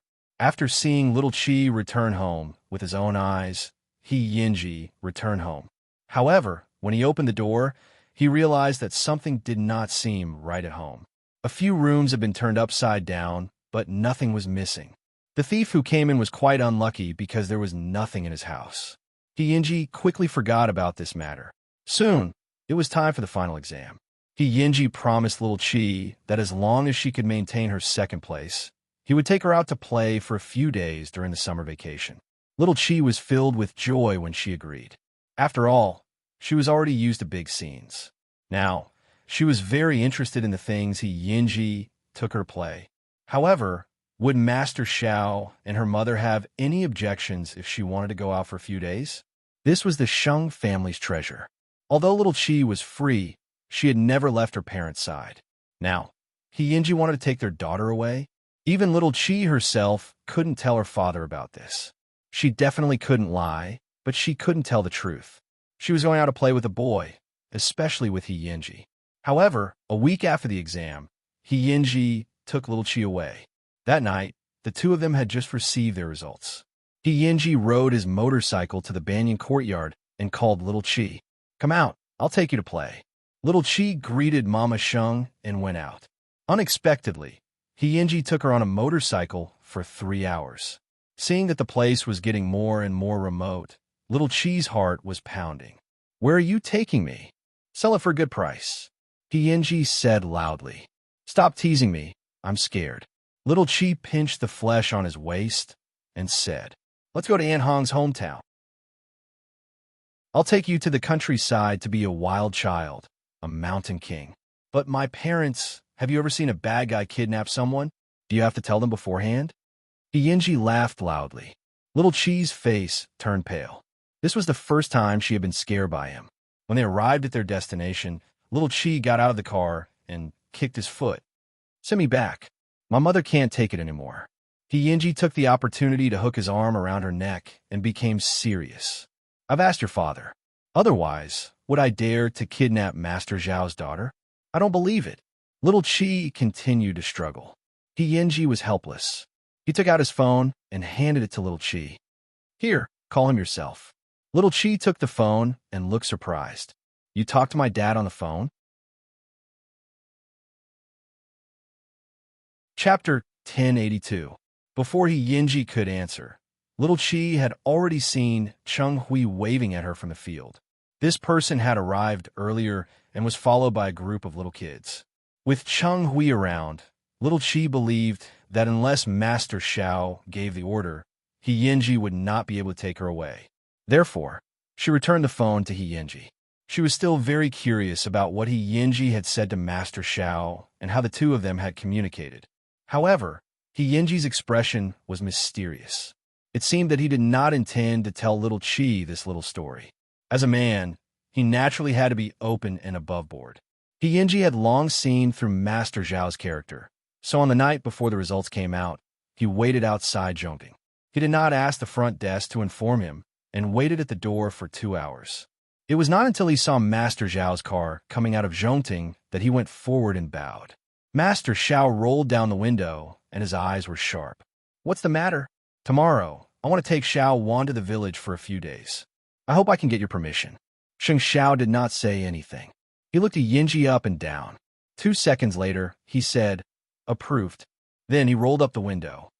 "President, why do you indulge this child so much?" Su Che asked as he drove. He was really puzzled. "Because he has restraint that most adults don't have," Sheng Xiao replied indifferently. "If it were any other 14-year-old child, it would be fine if he kidnapped your daughter. It would be fine if he just explained that he was playing. It was more likely that he would evade and shirk responsibility. However, Yinji came directly to Sheng Xiao and waited downstairs for 2 hours. He did not deliberately disturb him and waited patiently for his prey. Master Xiao felt that there was no need for him to worry about his daughter's safety. Yinji did this because he could bear all the responsibility. After that, Sheng Xiao asked Cheng Hui to help little Qi pack her things and settle her down in advance. He also asked Cheng Hui to pass his number to Yinji. His daughter was indeed used to seeing pearls and diamonds outside, but she did not have the chance to experience the simplicity of the countryside. To her, this was indeed a rare experience. "Young master, you really brought Miss Sheng here. There's nothing good here." Annie Hong was a little troubled. Annie Hong's house was a very simple courtyard located on a lake. Little Qi had never seen these things before, so it was naturally very fresh. "Annie Hong, she eats whatever we eat. She's not that spoiled." Yinji put down his luggage and looked at his grandmother.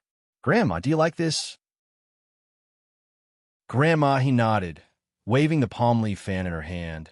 She was very satisfied. "This place is more comfortable than the big city, with green mountains and clear waters, far away from the hustle and bustle. I've decided to move here with Aunt Hong." Actually, Yinji had the same intention. He would spend some money to renovate this place, and then find a few people to guard the house. It was a good place to retire. However, he would not be able to see his only family often.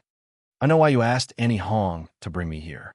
Now that you're getting older, your second uncle will definitely find all sorts of ways to make trouble for you. Grandma understands that you'll feel uneasy with me around. Grandma, I will bring Xiao Wan back to visit you often," Yinji said to Grandma as he looked at little Qi, who was fishing in the distance. "Xiao Wan is really a handsome child." Grandma, he looked at little Qi on the other side of the river and beamed. "If I work hard, I might be able to wait until you guys get married. Go accompany Xiao Wan." Chapter 1083. At this moment, little Qi was focused on Cheng Hui fishing. "Uncle Hui, it seems like you like this kind of rural life very much." "Of course. Your Uncle Hui was also a wild child who grew up by the river." Cheng Hui was very happy fishing. He really didn't know if he was here to protect little Qi or if he was here for a vacation. Little Qi waited for a long time. Seeing that the fish hadn't taken the bait, she got up and looked for Yinji. She found that he was actually taking off his clothes in the room. "Pervert." Little Qi quickly covered her eyes, but Yinji grabbed her and pressed her against the wall. "Is this the first day you know that I'm bad?" Little Qi's ears instantly turned red, and she tilted her head. "Why are you taking off your clothes in broad daylight?" "Of course, to bully you." Yinji took the opportunity to kiss her forehead and then held her hand. "Don't be nervous." Grandma's ring fell into the water. "I'm just going to fish it up for her. You only know how to tease me all day long." Little Qi was angry and wanted to bite Yinji's arm. What a little tigress. Yinji endured the pain and rubbed little Qi's hair. After she vented, he asked, "Do you like it here? You can barbecue here at night, and you can lie on the chair and watch the moon. What else can I do? I can also kiss you secretly." Yinji teased little Qi for a while. Then he swaggered to the lake, leaving little Chi alone with a flushed face. After a quarter of an hour, little Chi calmed down and returned to the courtyard. She found that the courtyard was filled with laughter. Tianji had already fished out Grandma's ring and was fiddling with his hair. Xiaoan, come here. Tianji sat on a stool and shouted at little Chi. Little Chi glared at him, but she still walked to his side and naturally took the towel. She stood behind him and dried his hair. You really have the potential to be a good wife and mother. Little Chi covered his head with the towel and rubbed it fiercely. You bully me. Not far away, Chenghui had fished up dinner for a few people. Soon, only little Chi and Yinji were left in the huge courtyard. Do you like it here? Little Chi tilted her head and looked at Yinji. However, his messy hair did not damage his noble aura. Fighting all the time, I rarely enjoy peace like this. Yinji chuckled. The children who grew up here don't have any ulterior motives. They're very simple and happy. How about it? Do you like it? Little Chi nodded. It's very fresh. The air here seems sweet. That's because I'm here, my wife. Yinji laughed heartily. I'll take you to Experience Farm work tomorrow. She didn't know why, but every day with Yinji seemed to be full of novelty and anticipation. That night, little Chi slept in a room alone, while Yinji and Uncle Chung slept in the same room. However, before midnight, little Chi heard a knock on the door. Little Chi carefully got up and opened the door. Then, Yinji pressed her against the door. You're very bold, aren't you? How dare you open the door? Why didn't Uncle Hui break your legs? Little Chi pouted. Let's go. I'll take you out to sleep. Little Chi's heart instantly raced. Could it be Yinji? As it turned out, she was overthinking because Yinji had set up a camping tent in the yard. Then, Yinji pointed at the tent and said to little Chi, sleep inside tonight and watch the sunrise tomorrow morning. What about you? Little Chi asked as she got into the tent. What do you think? Yinji asked naughtily. Chapter 1084. I said, you won't come in at all. After getting to know him for the past few days, little Chi was confident that Yinji only liked to take advantage of her with his mouth, but he didn't have any dirty thoughts in his mind. Yinji chuckled and covered little Chi's head with the blanket on the rocking chair. He hugged her head and kissed her hard. Then, he said, it's your first time in the wilderness. It's inevitable that you'll be scared. I'll keep watch for you. As expected, little Chi took off the blanket on her head and curled up in the tent to sleep peacefully. The young man outside the door sat on the rocking chair with a cattail leaf fan and chased away the mosquitoes for most of the night. Actually, Yinji had too many things he wanted to do to little Chi, but it wasn't time yet. Even kissing and hugging her sometimes felt like a kind of blasphemy. Life in the countryside was very pleasant. Little Chi and Yinji stayed in the small courtyard for 3 whole days. In these 3 days, little Chi had seen what it meant to be truly natural and simple. Moreover, she could now accurately distinguish the 5 grains and miscellaneous grains. The morning they returned to Jianchuan, Yinji rode his motorcycle and said goodbye to Grandma, he with little Chi. This was because from today onwards, Yinji was prepared to face the storms of Jianchuan alone. During the holidays, Yinji worked part-time in a bookstore. When he was resting, he would ride his motorcycle off-road in the mountains with little Chi. That year's summer vacation was little Chi's happiest days. Soon, Jianchuan High School welcomed the start of the new semester. Little Chi and Yinji had agreed to report to the school one after another. However, in the 2 days of school, little Chi did not see Yinji. She had called Yinji, but he did not answer. Instead, he replied to a text message and said that he was visiting his grandmother in the village. Since that was the case, little Chi did not ask further. However, on the day of school, little Chi still did not see Yinji. Therefore, little Chi had been absent-minded the whole day. When Yin Jun saw that, she took the opportunity to ask her after class, "Where's Yinji?" Little Chi shook her head in confusion. In fact, she had a premonition that every time Yinji disappeared without saying goodbye, he was in trouble. What about this time? Isn't he your boyfriend? You're not contacting him? Little Chi couldn't answer anything. She had been so happy during this period of time that her vigilance had deteriorated. It had been a long time since Yinji had fought. Little Chi was touched by Yin Zhen's question, so she didn't wait for school to end. On the first day of school, she left early and went to Yinji's house, but it was empty. Little Chi called Cheng Hui again and asked him to send her to the countryside. However, Cheng Hui, who had always doted on her, did not agree this time. Miss, school has already started. Master, Xiao, told me not to take you away from Jinchuan. Why? Little Chi asked Cheng Hui. The more Sheng Xiao was like this, the more she felt that something was wrong. Suddenly, she panicked. Miss, you should listen to Master Zhao's arrangements. Little Chi was not the kind of child who was obedient. In fact, she had her own opinions on some things. She went straight to the billiard hall and asked the owner to borrow his old motorcycle. Relying on her memory, she rode to Aunt Hong's hometown. After 3 whole hours, she entered the familiar village. However, the small courtyard that was originally built on the lake had already been reduced to ashes. Chapter 1085. Little Chi found it unbelievable. She quickly grabbed the nearby neighbor and asked, Aunt, where's that family? The plump auntie glanced at Little Chi and quickly shook her head. She sighed. A few days ago, a few men came. They stabbed Xiao Hong and burned the house. The fire burned for a day and a night before it stopped. I wonder if old madam, he has also turned into ashes. Have you seen Yinji? The auntie shook her head. I saw him once the day before yesterday. It was very hurried, and I haven't seen him since. Little Chi was stunned on the spot. At this moment, her emotions were extremely complicated. She felt that she would never see Yinji again, but she also felt that Yinji would definitely contact her again.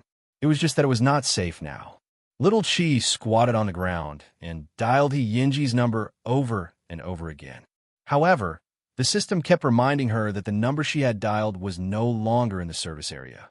Little Chi squatted on the old side of the courtyard for most of the day.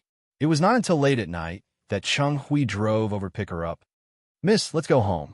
Little Chi raised her head in a sorry state and asked Cheng Hui, Did you already know? I only got the news early in the morning. Cheng Hui answered Little Chi seriously. Miss, it's the gang seeking revenge. Yinji's whereabouts are unknown. Master Xiao has already sent people to look for him, but there's no sign of him. During this period of time, he hasn't provoked anyone from the gang. Only that brat knows the answer to this question. Cheng Hui helped Little Chi up. If you don't want Madam to worry, come back with me. Little Chi really wanted to stay here and wait, because she had a strong premonition that after leaving this place, she would never see Yinji again. She really wanted to know what kind of situation Yinji was in now. Was Grandma okay? However, she also knew that if she stayed here, her family would only worry. Uncle Hui, I rarely beg you, but this time, I beg you to do your best to find out about Grandma He for me. I want to know if Grandma He is still safe. She's Yinji's only family in the world. If Grandma He is gone, I don't know how he will live. Cheng Hui looked into Little Chi's eyes and nodded solemnly. Miss, don't worry. Even if you don't say it, Master Xiao will do it. Little Chi didn't say anything else and walked straight to her car. Before she left, she took a look at the ruins. For some reason, she felt that once she left, the string in her heart would be broken. After returning to Jinchuan, Little Chi did not go to school for 3 days in a row. She searched the streets and alleys of Jinchuan for the person called Yinji, but there was no news of him. He disappeared very cleanly, as if he had never appeared. If it weren't for the bracelet on her hand, Little Chi would have really thought that she was having a romantic dream. 3 days later, someone sent a motorcycle home. Little Chi recognized this brand. She and Yinji had been there before. So when she saw the owner, she grabbed his and asked, Chi, is... When I said she, he, xiao, zhao's, he, she, chi, and said he and said. Looking at the brand new motorcycle, Little Chi's heart surged. She slowly squatted on the ground and muttered to herself, I don't ask you to show up. I just want to know if you're alive. Looking at the brand new motorcycle, Little Chi's heart surged wildly. She slowly squatted on the ground and muttered to herself, I don't ask you to show up. I just want to know if you're alive. Chapter 1086. Little Cheese Foreign Affairs 73. Yinji had disappeared. No one knew where Yinji had gone, but there was no trace of him in the school or even in the entire Jianchuan. Rumors were flying in the school. It was rumored that Yinji had been hacked to death on the street by a big shot. His face was unrecognizable, and there was no one to collect his body. Little Chi listened. It would be great if he had really been hacked to death. That way, she would give up. This was a month after Yinji's disappearance. It was also Little Chi's first day of school. She had been looking for Yinji for a full 30 days, but there was no news of him. It was as if he had evaporated from the face of the earth. In the beginning, Little Chi was only worried. She was worried that Yinji was in a dangerous situation. Over time, her worry turned into anger and resentment. If she had known that such a day would come, why would they have wasted each other's time? Every day that Little Chi looked for Yinji, she would delete a text message that she had sent to Yinji. But even so, she knew very well in her heart that once something left a mark in your heart, it would be deeply rooted and could never be erased. Yinjian saw that Little Chi had gone to school. She quickly asked her after school, what happened between you and Yinji? Where is he? Little Chi looked at the empty seat beside her and shook her head. Yes, where is he? Yinjian was a little confused when she saw her reaction. It was really strange for these two to be in a relationship. However, the lively and cheerful Little Chi had become a lot quieter since school started. After school, Little Chi left the school alone. However, on the way to get the car, she heard the familiar words again. I heard that Yinji is being kept by a rich woman. Someone saw him going in and out of entertainment places. Really? Back then, Yinji was proud and arrogant. He didn't like anyone, but in the end, he was still sold. This time, Little Chi did not hold back. She directly went forward and grabbed the two girls' lapels. She slapped each of them. Yinji is not someone you could talk about. If I hear these words from your mouths again, don't blame me for sending your entire family to emigrate. The two of them were stunned. They did not expect Little Chi to have such a big reaction. Then, Little Chi pushed the two of them away. Get lost. The people around were shocked by Little Chi's intense reaction. Little Chi, who had not gone to school for a month, had obviously changed her temperament. Most importantly, she was now riding a motorcycle to school, just like Yinji used to. Little Chi didn't know how to vent the pain in her heart, so she went cross-country in the mountains. When she fell, she curled up on the ground. After crying enough, she went home peacefully. Muchichi was very worried about her daughter's recent condition. So, she did not even work overtime and went home early to accompany her daughter. However, why would Little Chi need her company? Helpless, Muchichi returned to the study to look for her husband. Where did that brat from the He family go? Sheng Xiao put down the document and hugged Muchichi. On the night of the He family's accident, that kid came to me. Back then, in order to get rid of a life of fighting, he made a deal with someone in the underworld who knew that the other party's subordinate would leak this matter to the enemy, so that kid was killed by the enemy. Sheng Xiao looked at Muchichi and explained calmly. The other party offered a high price for his head. Then why did he look for you? He couldn't let go of Xiao Wan and racked his brains. The only thing he couldn't let go of was our daughter. The night he made the decision, he sat outside, zhonting all night. Sheng Xiao hugged Muchichi and answered, Sure, a daughter will eventually grow up, but she didn't see the wrong person, huh? End of this chapter. Chapter 1087. Little Chi's Foreign Affairs 74. Muchichi nodded after hearing this. Relationships were the best thing to hone a person's heart. This was also a rare and precious experience in relationships. Did he say when he would be back? Even someone as powerful as Sheng Xiao could not answer this question. Therefore, he could only shake his head. However, what the couple did not know was that Little Chi was just outside the door and heard their conversation. Then, she returned to her room without a word. Unknowingly, tears had already streamed down her face. However, This still did not stop little Chi from hating Yenji. However, the more she hated someone, the easier it was for her to live like him. 5 years later, Jianchuan High School. The current little Chi was famous for doing whatever she wanted in school. She had learned all of Yenji's bad habits. As a third-year high school student who was about to graduate, the form teacher had long given up on disciplining her.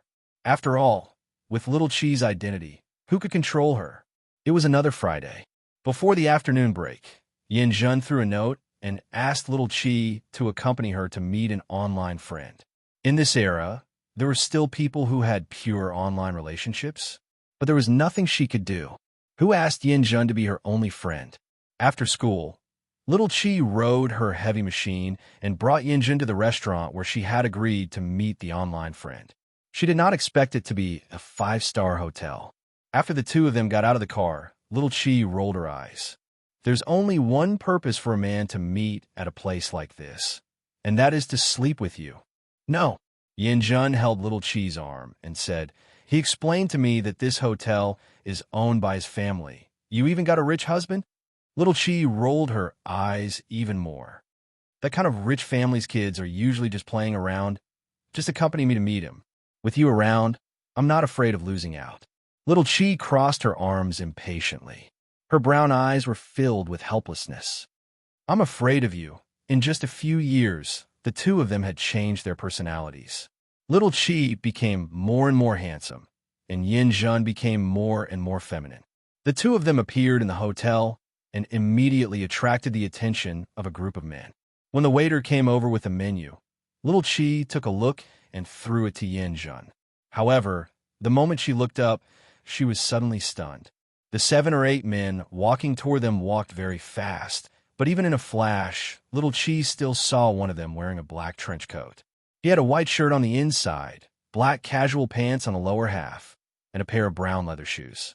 Little Chi immediately got up from her chair, which surprised Yinjun. "Who did you see?" Little Chi quickly held her trembling hands and pretended to sit back on the chair, as if nothing had happened. "No."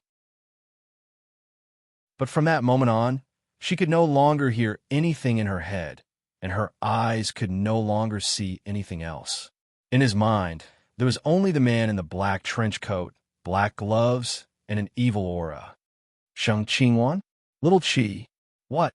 Upon hearing Yinjun shout, little Chi frowned and snapped back to her senses.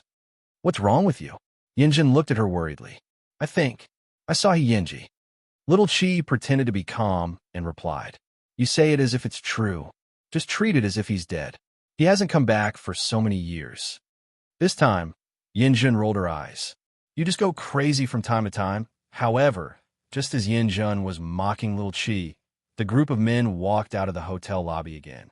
This time, even Yinjun saw it clearly. After a long time, Yinjun finally said, "He's so King handsome." "Yes, young master, he is back." He gave young master, he the crematorium, for chasing his wife. The secret of leaving was said slowly. End of this chapter. Chapter 1088. Little Chi didn't say anything. When Yinjun saw this, she couldn't help but laugh awkwardly. No matter how handsome he is, he's still a heartless man. Let's go. It's fine if we don't meet this online friend." "Of course, why not?" Little Chi turned her gaze away and pretended as if nothing had happened. "Don't try to be brave." Yinjun exposed her. "All these years, who do you think you are? Is it worth it? But look at Yenji. He has a group of subordinates behind him. If he really remembers you, why didn't he look for you? Wan, wake up. You're Sheng Zhao's daughter. What kind of man can't you get?" Little Chi felt her throat burn, and even her breathing became extremely heavy. "It's my fault. Why did I have to meet an online friend?" After saying that, Yinjun pulled little Chi away from the hotel. When she returned to the garage and saw the motorcycle in the garage, little Chi felt her cheeks burn as if she had been slapped in the face. Therefore, she called Chung Hui directly. "Uncle Hui, come pick me up." "Where's the motorcycle?"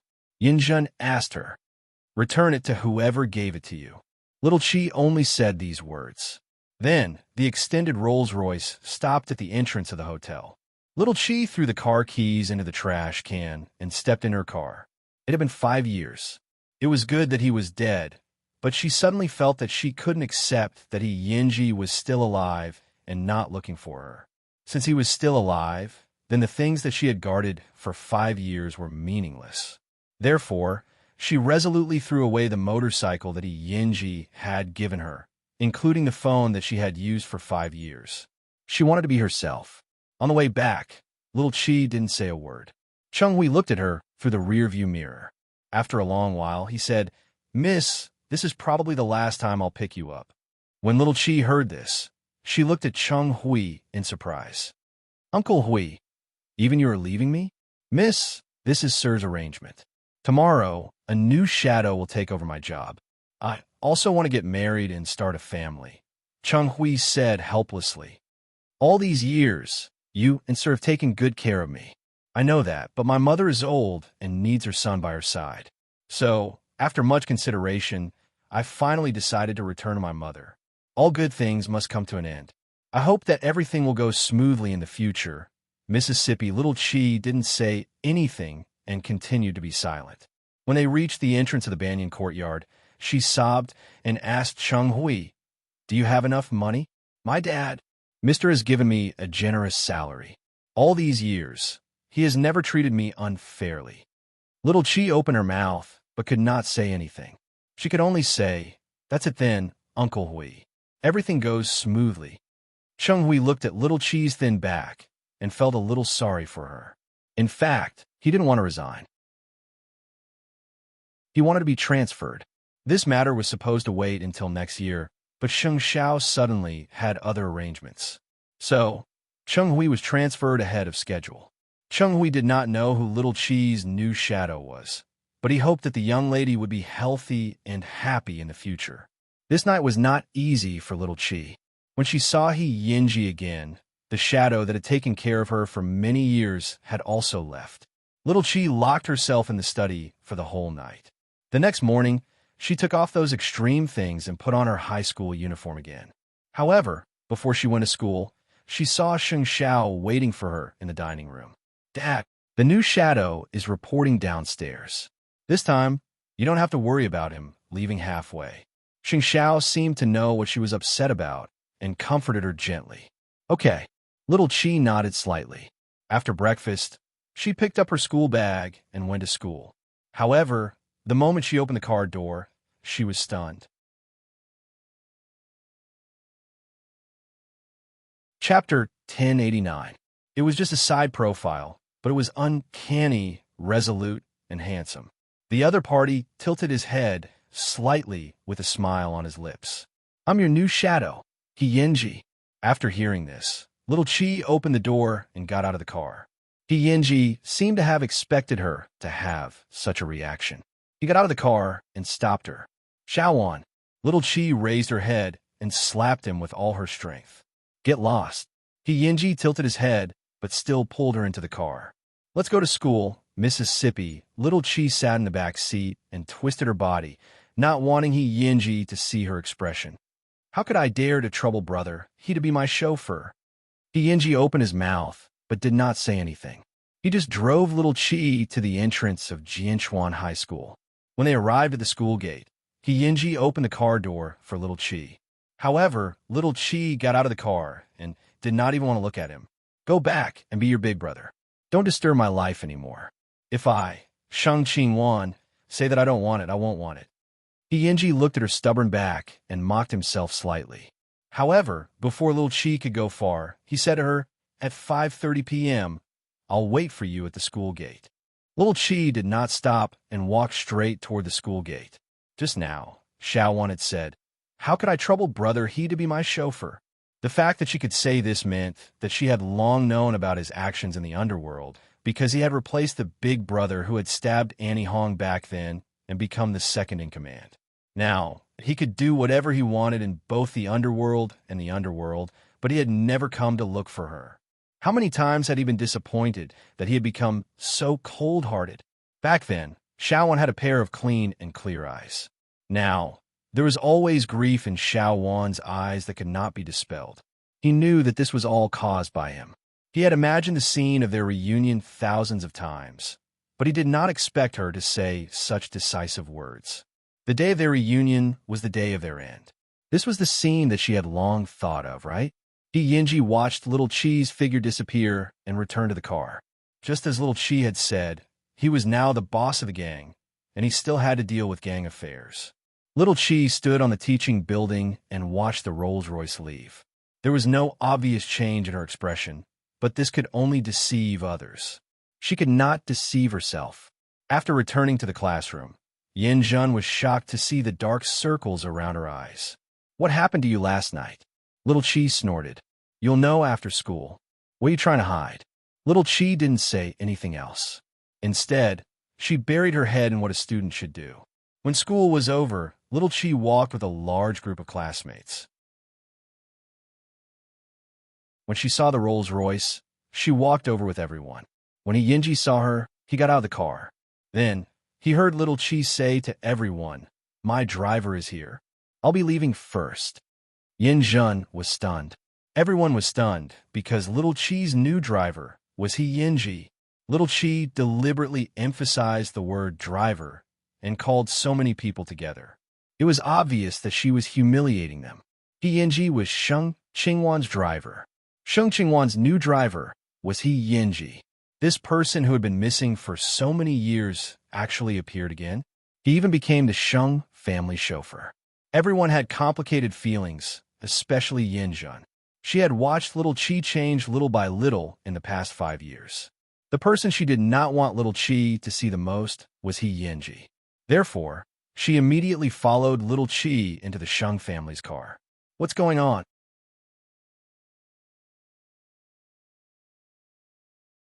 Chapter 1090. I still want to know what's going on. Little Chi sat in the back. Her tone was cold, and there was even a hint of anger. "Yinji, are you here to fool around again?" Yin Jun could not get an answer from Little Chi, so she attacked Yinji. "Since you left, you shouldn't have appeared again. You deserve to die."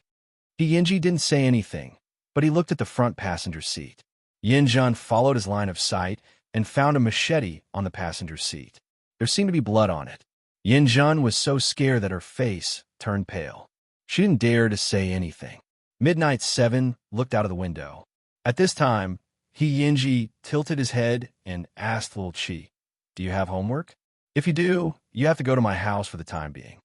"I have my own home," Little Chi answered stiffly. "Your parents went to Italy and asked me to look after you for the time being," Yinji replied calmly.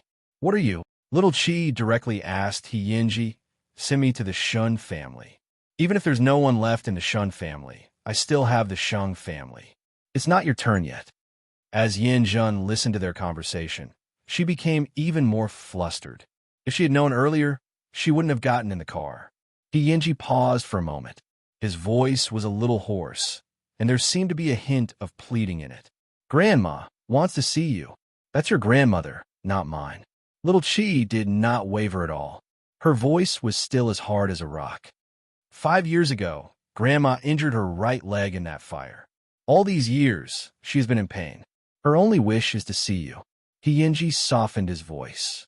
"I can go see her, but I hope that from then on, you won't disturb my life anymore." "Yinji, I admit that I still love you, but I hate you even more." After hearing Little Chi's words, Yin Jun's eyes couldn't help but widen. What kind of enmity did these two people have? Especially Little Chi's mixed emotions of love and hate. She felt goosebumps all over her body. "So, don't force me anymore. Let me live." Little Chi's every word was like a sharp sword that pierced into Yinji's heart. "I promise you, I'll retreat to a place where you can't see me." After Yinji finished speaking, the car stopped because they had already arrived at the entrance of the hospital. Yinji brought Little Chi into the hospital's recuperation department. Only then did Little Chi see the old man she had not seen in a long time. She was still fanning herself and sitting peacefully in the wheelchair. Her right leg was empty. Because of the fire, the old lady had lost a leg.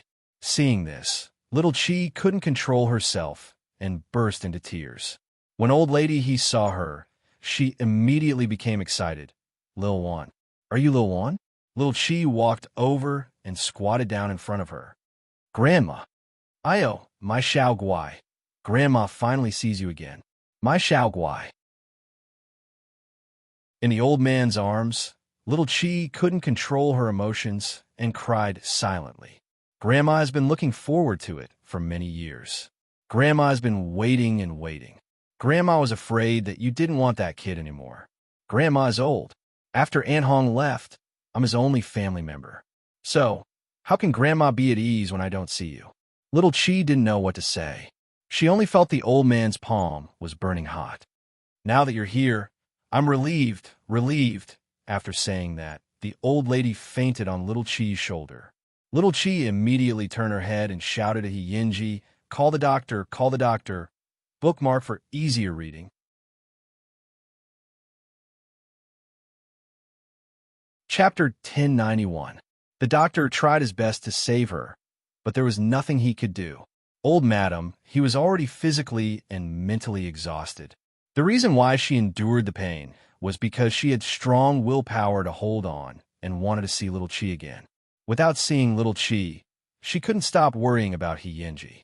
Now that she had seen him and her wish had been fulfilled, she didn't want to hold on anymore. She couldn't hold on anymore. Seeing the kind old lady on the hospital bed, Little Chi cried out loud. Behind her, Yinji reached out to hold her waist. Why did you let me see this? Yinji, you and I are not from the same world. Why did you have to drag me in? What is this? Little Chi punched Yinji's body excitedly. I really wish I could kill you. Yinji wrapped his arms around Little Chi and squatted on the ground to comfort her.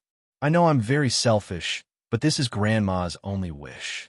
She has been in pain for too long. I don't want her to continue to be in pain. Since you knew she was in pain, why didn't you appear earlier? It's been 5 years. Yinji, what's the point of you appearing now? The murderer who killed Annie Hong was executed yesterday, Yinji said hoarsely. Why would I drag the old, weak, sick, and disabled with a belly full of hatred and a kill order to stay by your side? Little Chi was speechless. She could only lean on Yinji's shoulder and cry bitterly. Xiaowan, I don't have any relatives anymore. At this moment, Yinji's voice was low and broken. Little Chi closed her eyes. She didn't want to think about anything. She just felt too tired and wanted to sleep. Yinji hugged Little Chi and watched as she fainted. Then he picked her up. Yinjun was outside the ward. Seeing this, she quickly asked, Where are you taking Little Chi? There's a funeral at home, so I won't send you off. With that, Yinji left the hospital with Little Chi in his arms. This time, Little Chi slept very soundly. When she woke up, she found herself in an unfamiliar room. At this moment, it was dark outside the window. Little Chi got up to open the door, but was stopped by the man outside. Miss Sheng, brother, he told you to rest well. Where is he? Little Chi asked. Downstairs. Yinji's subordinate answered. Little Chi went downstairs barefoot and saw that the living room downstairs had been decorated into a morning hall. In the middle of the morning hall, there was a photo of old Madam He. In the photo, she looked so peaceful. Yinji stood in the middle of the morning hall with a gloomy expression. Little Chi looked at this man from behind. Her heart suddenly ached, but this did not mean that she had to forgive Yinji. She said that she still loved this man, but at the same time, she hated him very much. As if sensing someone behind him, Yinji turned around and saw Little Chi looking at him with a pale face. He whispered, Why don't you sleep a little longer? I want to go home, Little Chi answered hoarsely. All right. Yinji only said one word. Then, he ordered the subordinate behind Little Chi, Ji-Chu, send Miss Sheng home. Brother He. Now. After saying that, Yinji turned around and looked at the old lady's photo. Miss Sheng, can you not go? Brother, he doesn't have any relatives anymore. The subordinate called Ji-Chu looked at Little Chi pleadingly. Please, if you don't want to see him, go upstairs and rest. But, can you not leave this place? Little Chi didn't say anything, but her heart ached. However, she still didn't leave heartlessly. She went straight up to the second floor and returned to the bedroom she had just been in. Bookmark for easier reading. Chapter 1092. Thank you, Miss Sheng. Jichu followed behind little Chi and thanked her. His tone was humble and pitiful. Little Chi couldn't say a word. Perhaps, deep in her bones, she still had some expectations for Yenji, but she didn't dare to admit it. After returning to her room, little Chi looked at Yenji's room again. There was a bed and a wardrobe. Other than that, there wasn't even an extra sofa. It was empty and cold. Was this really the room of a big shot? Does your brother he usually live here? Hearing little Chi's question, Jichu nodded. Yes, I've been with brother he for so many years. His life has always been so simple. He doesn't have much to do to pass the time. Then why do you know about me? Brother he hid it very well. In the underworld, he doesn't even dare to reveal the most important person to others. Isn't that equivalent to giving the other party target? But I know because I've seen a photo of you in brother he's wallet, Jichu explained in a low voice. Every time brother he completes a big mission, he will take out the photo to take a look. I've secretly seen it a few times. Go out. Let me be alone. Little Chi's heart tightened when she heard Jichu's words. She didn't know what the man in the morning hall below was feeling at this moment. Little Chi lay on the bed. The smell of Yenji's body still lingered on the bedding. Under the familiar smell, little Chi relaxed her tense nerves and unknowingly fell asleep with the bedding in her arms. In the middle of the night, she was woken up by a nightmare. She wanted to sit up, but she found that she couldn't move her waist. Little Chi looked down and found an arm across her waist. Behind her, the man's even breathing could be heard. Other than Yenji, there was no one else. Little Chi struggled to get up, but Yenji held her down. Shaoan, let me hug you for a while. Just for a while. I haven't forgiven you yet. Grandma's gone. From now on, who should I fight for? In the darkness, Yenji suddenly asked mournfully. This caused little Chi's body to tremble, and she suddenly felt so much pain that she couldn't control herself. Back then, when Aunt Hong was in trouble and Grandma was injured, there were people who offered a bounty of 200,000 to take my life. I left without saying goodbye. I chose to leave because I knew that Grandma would not be able to live without me. However, you still have your parents and relatives. Little Juan, it's been 5 years, and I've been living in the nightmare of Aunt Hong's blood every day. So I swear that I will avenge Aunt Hong at all costs. Grandma has never liked me being in the underworld. I know that after the fire, her lungs were badly damaged, and she developed lung cancer. I tried everything I could to keep her by my side, but when I saw her enduring the pain, I knew I was too selfish. I have no family. From now on, I have nothing. In the faint moonlight, little Chi cried silently, especially when he heard Yenji say that he had nothing. What about me? What am I? When she asked this question, little Chi clearly felt that the body behind her was slightly stiff. I don't dare to say anything to ask you to stay. Yenji, let me tell you, I hate you, I'm angry with you, and I wish I could cut you into 1,000 pieces. However, only I can bully you. No one else can. We haven't broken up yet. I'm not done with you. Little Chi shouted excitedly and hoarsely. Chapter 1093. After hearing this, Yenji fell into ecstasy. He quickly tightened his arms. The feeling of regaining what he had lost made him want to cry. Little Chi hugged Yenji's arm and couldn't help but cry. You bastard Yenji, F***ck your ancestors. Why are you being reserved? Can I cut you into 8 pieces and make soup to drink? As long as you left me a word, even if it was just one word, telling me to wait for you, I would have no complaints. And today, as long as you said that you wouldn't let me go, as long as you said it, I wouldn't refuse you even if I died of discomfort. In the end, you still need your little brother to beg me for this?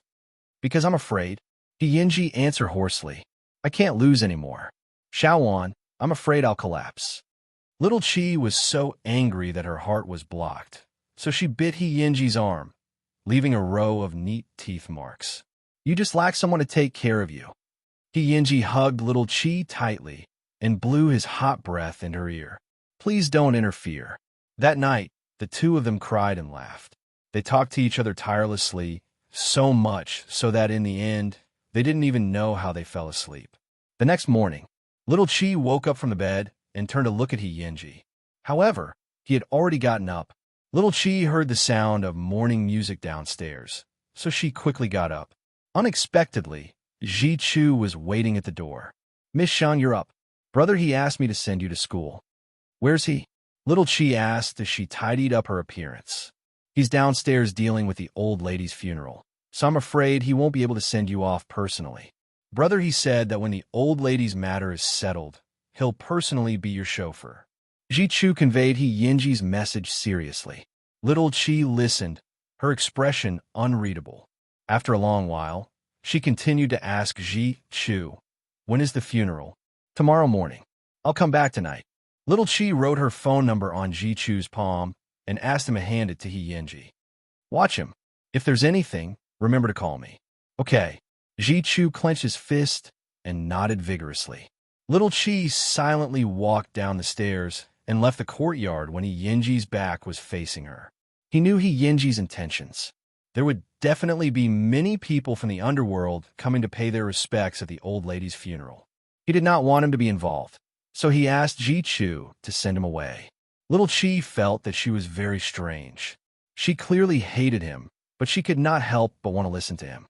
She silently made plans for him, especially when she saw him dressed in a black suit and bowing to the guests in the morning hall. Little Chi clenched her hands tightly. If it was true love, how many people would be able to see the person they loved suffer? Forget it.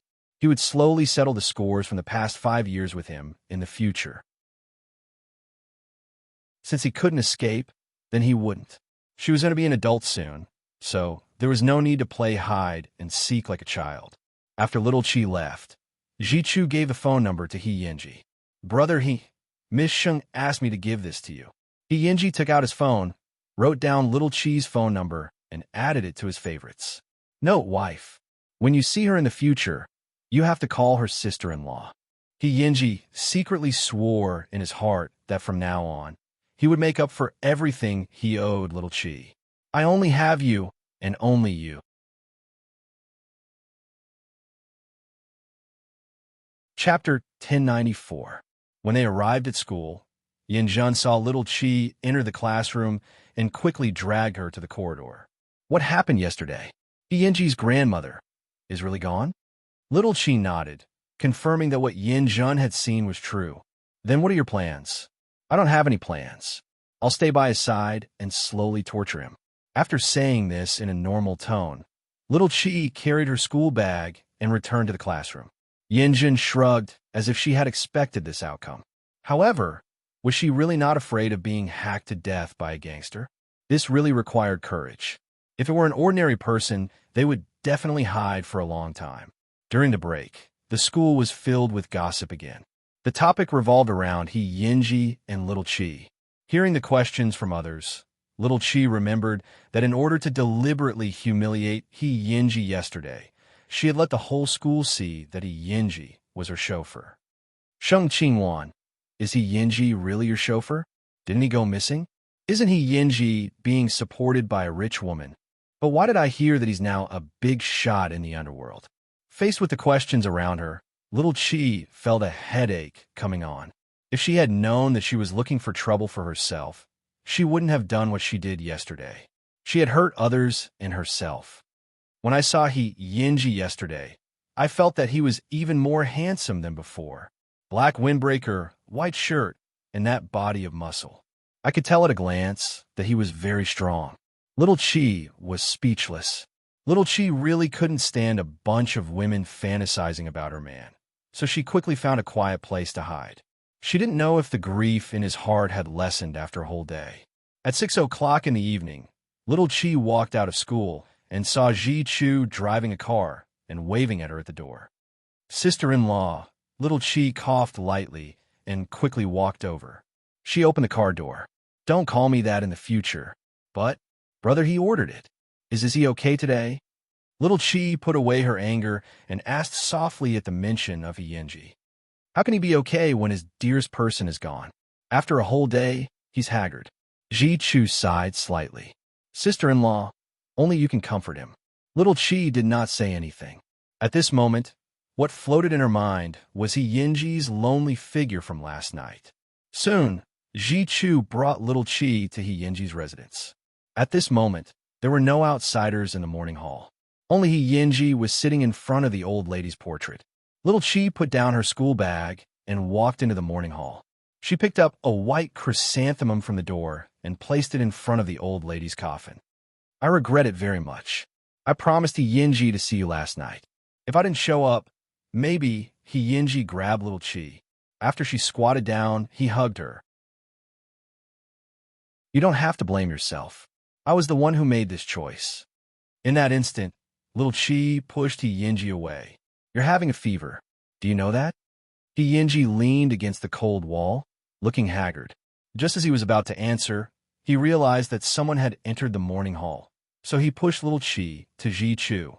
Go up and eat and rest. I'll come up later. Little Chi frowned. She realized that the person who entered the morning hall was not a kind person. So she did not refuse and went up to the second floor with Chu. Brother Yang, Yinji, I'm sorry for your loss. The person called Brother Yang entered the morning hall and offered the old lady a bouquet of flowers. You have to take good care of yourself. You're my right-hand man now. I can't leave you. I know. Yinji nodded respectfully. However, there was a fog hidden in his eyes, making it impossible to see through him. That girl just now is the young lady of the Sheng family, right? Brother Yang looked upstairs meaningfully. I'll introduce her to you another day.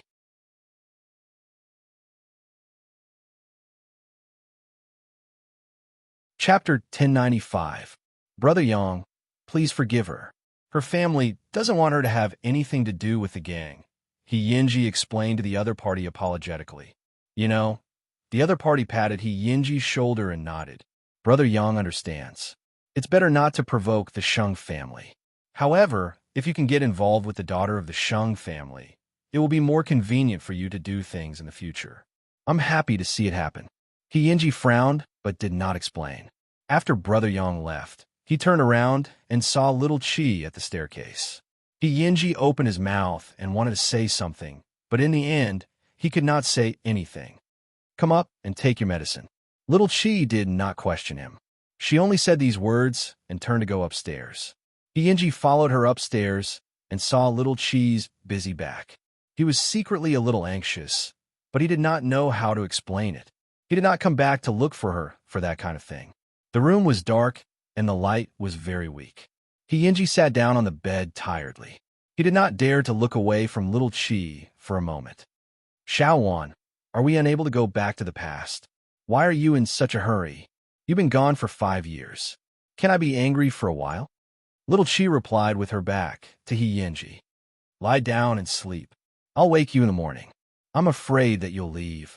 Yinji took off his gloves and placed them on the bedside table. His voice was low and dry. If you keep talking, I'm really leaving. Yinji laid down obediently and waited for little Chi to bring the medicine to his mouth. If you still have a fever at night, you have to go to the hospital to treat it. Yinji obediently took the medicine and took the opportunity to hold little Chi's hand. Soon, he fell asleep. Little Chi sat by the bed and looked down at his hands that were holding her. Especially on the back of his right hand, there was a long scar. It was ferocious and evil. No wonder he had to wear gloves. Had he really been living on the edge of a knife for the past 5 years? Little Chi sighed slightly. Under the moonlight, Yinji's resolute face became calm and gentle. However, looking at the corners of his eyes and side profile, there was a trace of murderous aura. 5 years ago, Yinji was cynical and unruly. At this moment, Yinji was mature and steady. It was hard to fathom him. Little Chi looked at his sleeping face and unknowingly fell asleep on Yinji's chest. At this moment, Yinji slowly opened his eyes and looked down at the little woman on his chest. He reached out and carried her to the bed. Little Chi thought that this was a dream. In her half-asleep state, she smiled at Yinji. This was the first time little Chi had smiled at him since their reunion. It was very sweet and soul-stirring. Yinji couldn't help but turn over and kiss her.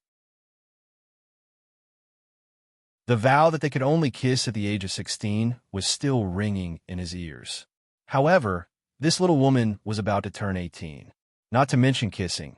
She could even directly abduct him to bed. Of course, he didn't want it yet. He wanted this little woman to completely forgive and accept him, both physically and mentally. Because he was afraid of waking little Chi up, Yinji only dared to carefully taste the sweetness. When he opened his eyes and saw that she was sleeping soundly, he reached out and hugged her so that she could sleep more comfortably. At 5 o'clock in the morning, the alarm clock broke the silence in the room. Little Chi propped herself up and realized that the seat beside her was empty again. Yinji had already gotten up. At this moment, he was in the old lady's room packing her belongings.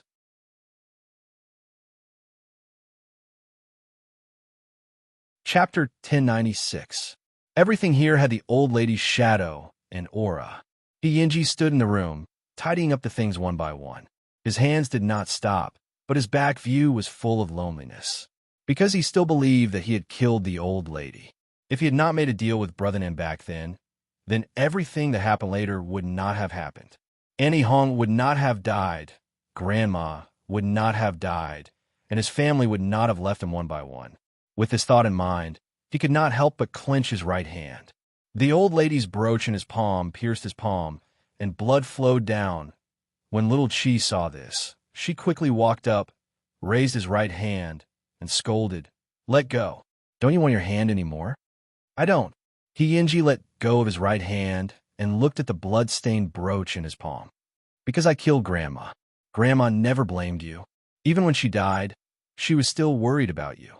If you still have the heart, send Grandma off on her last journey." Little Chi's eyes were red as she took the brooch away from Yinji's palm. Yinji did not say anything.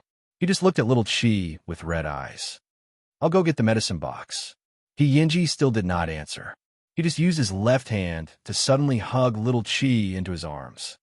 "Don't leave me. Xiaowan, I only have you." Little Chi knew that at this moment, Yinji seemed to have been abandoned. He did not have any sense of security. No words of comfort could make him relax. Therefore, little Chi just patted his back and said, "I'm not going anywhere. I'll be in your sight."